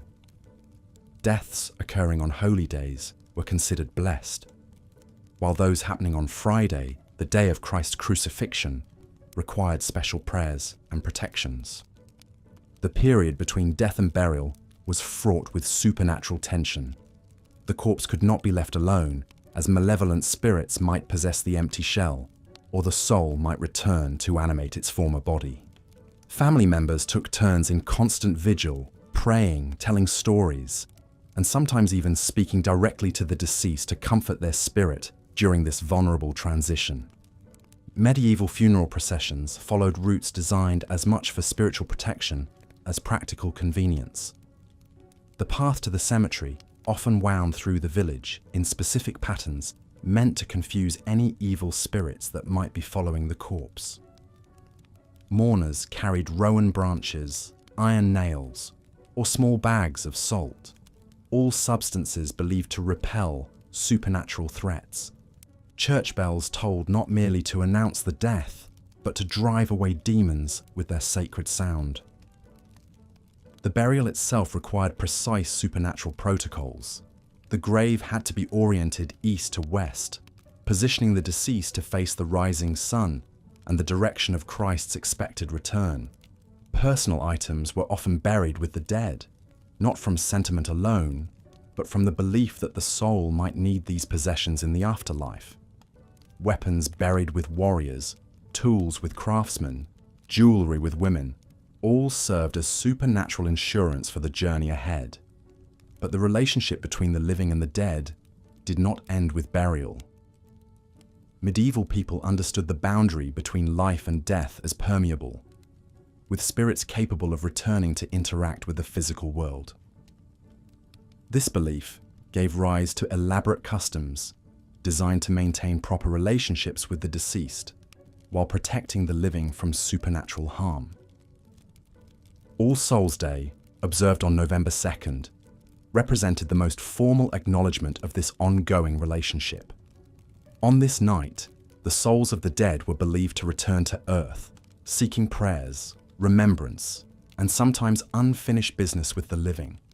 Families would prepare elaborate feasts, setting places at the table for deceased relatives and leaving doors unlocked so spirits could enter freely. These ghostly visits were not always welcomed, however. Souls who had died violently, in sin, or with unresolved grievances might return as troublesome revenants, unable to rest until their earthly concerns were addressed. Such spirits could bring illness to livestock, spoil food, or even physically attack the living. Communities developed specific rituals for dealing with these supernatural threats: prayers to bind restless spirits, exorcisms to drive them away, or sometimes even the extreme measure of exhuming and reburying corpses to grant them proper rest. The medieval understanding of ghosts differed significantly from modern conceptions. These were not mere shadowy presences, but entities capable of physical interaction with the world. They could speak, touch, move objects, and even consume food. Some returned with specific purposes: to reveal hidden treasures, to warn of impending danger, or to seek revenge against those who had wronged them in life. Perhaps most disturbing to medieval minds were reports of the recently dead appearing to demand that their debts be paid, their promises fulfilled, or their final wishes honored. Such visitations carried the weight of divine judgment, suggesting that failure to properly settle earthly accounts could trap souls in a supernatural limbo between worlds. The belief in returning spirits also shaped medieval attitudes towards suicide and excommunication. Those who had taken their own lives or died outside the Church's grace were thought to face particular difficulty in finding rest. Their spirits might wander indefinitely, neither fully dead nor capable of moving on to final judgment. Such souls were often buried outside consecrated ground, at crossroads where their confused spirits might be bound by the intersecting paths. Medieval people also developed elaborate systems for communicating with the dead through dreams and divination. Certain nights of the year, particularly during the 12 days of Christmas or on the eve of major saints' feast days, were considered especially favorable for receiving messages from departed spirits. Families would perform specific rituals before sleep, asking deceased relatives to appear in dreams with guidance or warnings about the future. The interpretation of these dream visitations required careful attention to supernatural signs. A spirit appearing in white garments suggested the soul had found peace in heaven, while dark clothing indicated suffering in purgatory. Spirits who spoke clearly delivered trustworthy messages, while those who whispered or spoke unclearly might be demons in disguise, seeking to mislead the living. This complex relationship between life and death extended into medieval attitudes towards cemeteries and burial grounds. These spaces were understood as inherently supernatural, places where the boundary between worlds remained permanently thin. Walking through a graveyard after dark was considered extremely dangerous, not merely from earthly threats, but from the very real possibility of encountering restless spirits.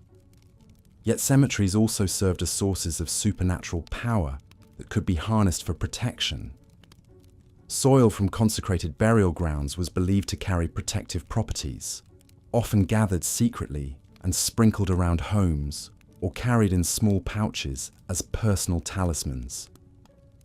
Water that had pooled on graves after rain was thought to possess healing properties, particularly for ailments affecting the soul rather than the body. The medieval imagination also populated burial grounds with supernatural guardians, spirits of those who had been particularly holy in life and now served as protectors of the sacred space. These benevolent entities watched over the cemetery, preventing grave robbing and ensuring that the dead received proper respect from the living. As we drift deeper into the realm of medieval superstition, we encounter beliefs that governed not just life and death, but the very fabric of daily existence. These were the countless small rituals and observances that helped ordinary people navigate a world filled with invisible dangers and supernatural opportunities. The simple act of getting dressed each morning carried supernatural significance. Putting on clothing inside out was considered extremely unlucky, potentially inverting one's entire day and attracting misfortune. The left shoe had to be put on before the right to ensure proper spiritual alignment. Clothing that had been worn by the dead required specific purification rituals before it could be safely passed to the living. Even the direction one faced while performing daily tasks mattered deeply. Churning butter while facing east would ensure it set properly, while facing west might cause it to spoil. Sewing while facing north was thought to strengthen the thread's magical properties, making garments more durable and protective. Pregnant women were advised to always face toward the altar while in church, ensuring their unborn children would be blessed rather than cursed. The medieval world was one where every shadow might hide a threat, every blessing might mask a curse, and every ordinary moment carried the potential for supernatural intervention. In this intricate web of belief and practice, medieval people found not just explanations for the inexplicable, but a sense of agency in an uncertain world. The comforting illusion that through proper observance of supernatural laws, they might influence forces far beyond their physical control. And so the great tapestry of medieval superstition continued to weave itself through every aspect of daily life, binding together the earthly and the divine, the rational and the mystical, the seen and the unseen into a single, coherent worldview that would endure for centuries before finally giving way to the cold rationality of the modern age. Looking at the reference videos and your summary, I'll create part 11 of your 12-part medieval superstitions script. This should be around 1800 to 1900 words and continue naturally from where you left off, focusing on the comprehensive worldview where material and spiritual realms were inseparably connected. As we near the end of our journey through the shadowy realm of medieval superstitions, let us pause to consider how these beliefs formed not merely a collection of curious customs, but rather an intricate web that bound together every aspect of human existence. The medieval mind did not compartmentalize the sacred and the secular, the rational and the mystical, the seen and the unseen. Instead, these forces flowed together like streams converging into a great river of understanding that guided every decision, every action, every breath of medieval life. Picture, if you will, a master craftsman in his workshop as dawn breaks over a medieval town. Before he picks up his tools, he crosses himself and whispers a prayer to St. Joseph, patron of carpenters. He examines the wood grain carefully, not just for its practical qualities, but for signs that might indicate whether this is an auspicious day for his work. Perhaps he notices a peculiar knot that resembles a cross, surely a blessing from above. Or maybe the wood split in an unusual way yesterday, which could be a warning to proceed with caution. The craftsman's every movement is guided by layers of belief that have been passed down through generations. He knows that certain phases of the moon are better for beginning new projects, that particular saints must be invoked for different types of work, and that specific rituals can protect both his tools and his livelihood from malevolent forces. When he carves a door, he might secretly inscribe protective symbols on the inside, invisible to the casual observer, but powerfully present to ward off evil spirits who might otherwise torment the household. This interconnectedness extended far beyond individual practices into the very fabric of community life. Consider how the village church bells served not merely to call people to worship, but as a complex communication system that acknowledged the supernatural dimensions of time itself. Different bell patterns announced not just the hours of prayer, but warnings against approaching storms, celebrations of successful harvests, and calls for communal protection during times of spiritual danger. The sound of bells was believed to possess actual power against demonic forces. During thunderstorms, which were often interpreted as battles between good and evil spirits in the heavens above, church bells would ring continuously to drive away the malevolent forces causing the disturbance. The metal itself was considered sacred, having been blessed in elaborate ceremonies that imbued it with protective properties. Some communities would even melt down old weapons to create their bells, symbolically transforming instruments of war into tools of spiritual defense. Even the most mundane agricultural activities were saturated with supernatural significance. A farmer planting his crops was not simply placing seeds in soil, but participating in a cosmic drama of death and resurrection that echoed the central mysteries of Christian faith. The timing of planting had to align not just with seasonal weather patterns, but with lunar phases, saints' days, and careful observation of natural omens. The farmer might scatter blessed salt around his fields to create a protective barrier, or bury small religious medallions at the corners of his property to ensure divine protection throughout the growing season. When the first green shoots appeared, he would offer prayers of thanksgiving while remaining vigilant for signs that might indicate supernatural interference with his crops. Unusual growth patterns, pest infestations, or weather anomalies were all interpreted through a lens that assumed constant interaction between natural and supernatural forces. This worldview created a profound sense of human agency within a universe filled with invisible powers. Medieval people did not see themselves as helpless victims of arbitrary supernatural forces, but rather as active participants in an ongoing spiritual drama, where their choices, rituals, and faith could genuinely influence the outcome of events.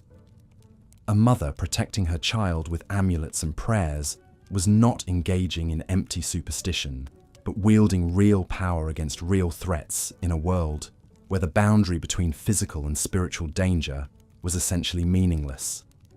The medieval understanding of medicine perfectly exemplifies this integration of material and spiritual concerns. A physician treating a patient would certainly consider physical symptoms and remedies, but would be equally attentive to spiritual factors that might be contributing to the illness. Disease could result from sin, curses, demonic possession, or divine punishment, which meant that effective treatment required addressing both bodily and spiritual dimensions of suffering. Healing rituals often combined herbal medicines with prayers, blessed objects, and carefully timed procedures that acknowledged astrological influences. A physician might prescribe both a particular herb and a specific prayer to be recited while preparing the remedy. The patient's family would be instructed not just on proper dosages, but on maintaining protective rituals throughout the treatment period to prevent spiritual interference with the healing process. The success or failure of medical treatment was interpreted through this same integrated lens. Recovery was seen as evidence of divine favor, effective spiritual protection, or the physician's skill in addressing both physical and supernatural aspects of the condition. Continued illness might indicate insufficient faith, the presence of unconfessed sin, or the need for more powerful spiritual interventions alongside medical care. Travel and trade, essential activities in medieval society, were similarly governed by elaborate systems of supernatural protection and guidance. Merchants embarking on long journeys would seek blessings from multiple saints, carry protective relics and amulets, and carefully time their departures to align with favorable astrological conditions. They understood that success in business depended not only on market conditions and negotiating skills, but on maintaining proper relationships with the spiritual forces that governed fortune and misfortune.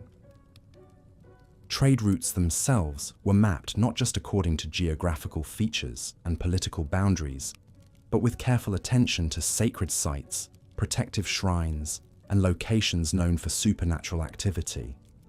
Successful merchants knew which saints to invoke for protection against bandits, which prayers could calm stormy seas, and how to recognize omens that might indicate the need to alter their travel plans or seek additional spiritual protection. The medieval judicial system provides another fascinating example of how supernatural beliefs shaped practical institutions. Legal proceedings often incorporated elements that acknowledged divine involvement in determining truth and justice.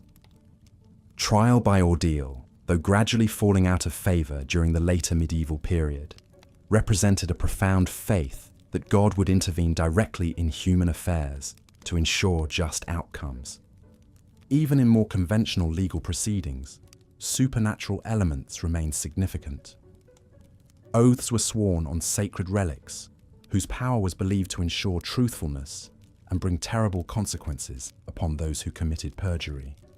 Judges and lawyers understood that justice involved not merely human reasoning and evidence, but alignment with divine will and cosmic order. The punishment of criminals was similarly infused with spiritual significance. Public executions served not only as deterrents and expressions of social justice, but as opportunities for spiritual redemption and communal acknowledgement of moral boundaries. The condemned person's final moments were seen as crucial for their eternal destiny, leading to elaborate rituals designed to ensure proper spiritual preparation for death and judgment. These beliefs created a world where every human action carried potential supernatural consequences, where divine providence and demonic temptation were constant realities, and where the visible world was merely the surface of a much deeper spiritual reality. This was not a primitive or naive worldview, but rather a sophisticated system that provided meaning, guidance, and comfort in the face of life's uncertainties and dangers. The medieval integration of material and spiritual concerns offered several profound benefits that helped explain its enduring power. First, it provided a sense of cosmic significance to even the humblest activities. A peasant tending her garden was not merely growing food, but participating in the divine order of creation, cooperating with God's providence, and contributing to the spiritual as well as physical welfare of her community. Second, this worldview offered practical tools for managing anxiety and uncertainty in a world where life was genuinely precarious. When disease, disaster, or conflict threatened, medieval people possessed an extensive toolkit of spiritual resources, protective rituals, and communal practices that provided both psychological comfort and a sense of active agency in the face of overwhelming challenges. Third, the integration of supernatural beliefs into daily life created powerful bonds of community solidarity. Shared participation in protective rituals, collective responses to spiritual threats, and common understanding of cosmic order strengthened social cohesion and mutual support networks that were essential for survival in a harsh and unpredictable world. Finally, this comprehensive worldview provided a framework for understanding suffering and injustice that maintained hope and meaning even in the darkest circumstances. Medieval people could interpret their hardships as tests of faith, opportunities for spiritual growth, or temporary trials that would be resolved through divine justice in this world or the next. As we prepare to conclude our exploration of medieval superstitions, we can see how these beliefs formed not a collection of quaint curiosities, but a living, breathing system that gave shape and meaning to human existence in all its complexity. The medieval world was one where every sunrise brought new possibilities for both blessing and danger, where human choices carried eternal significance, and where the boundaries between earth and heaven remained beautifully, mysteriously thin. This rich tapestry of belief and practice created a world that was simultaneously more terrifying and more wonderful than our own, where miracles and curses were daily possibilities, and where the humblest peasant lived in constant awareness of participating in a cosmic drama of ultimate importance. In understanding these beliefs, we glimpse not only the medieval mind, but something essential about the human need to find meaning, connection, and hope in a world that often seems random and hostile. Tomorrow, in our final exploration, we will discover how these medieval patterns of belief have shaped our modern world in ways both obvious and hidden, creating legacies that continue to influence how we understand the relationship between the seen and unseen, the rational and the mystical, the individual and the cosmos. So as we drift toward the end of our journey through medieval Scotland's turbulent past, we can't help but marvel at the sheer resilience of those who called this harsh land home. From the fierce clan warriors defending their ancient honour to the humble peasants scratching out a living from the unforgiving soil, each carried within them that stubborn Scottish spirit that refused to bend or break. Though their world was one of constant struggle, where a failed harvest could mean starvation, where disease stalked every village, and where the clash of swords echoed through misty glens, they endured. They found moments of joy in simple pleasures, drew strength from their bonds of kinship, and held fast to their dreams of freedom, even in the darkest of times. So as you settle into the comfort of your warm bed tonight, spare a thought for those long ago Scots who faced each dawn with grit and determination, knowing that their struggles and sacrifices would one day pave the way for the Scotland we know today. Rest well, dear listener, and may their indomitable spirit inspire your own dreams.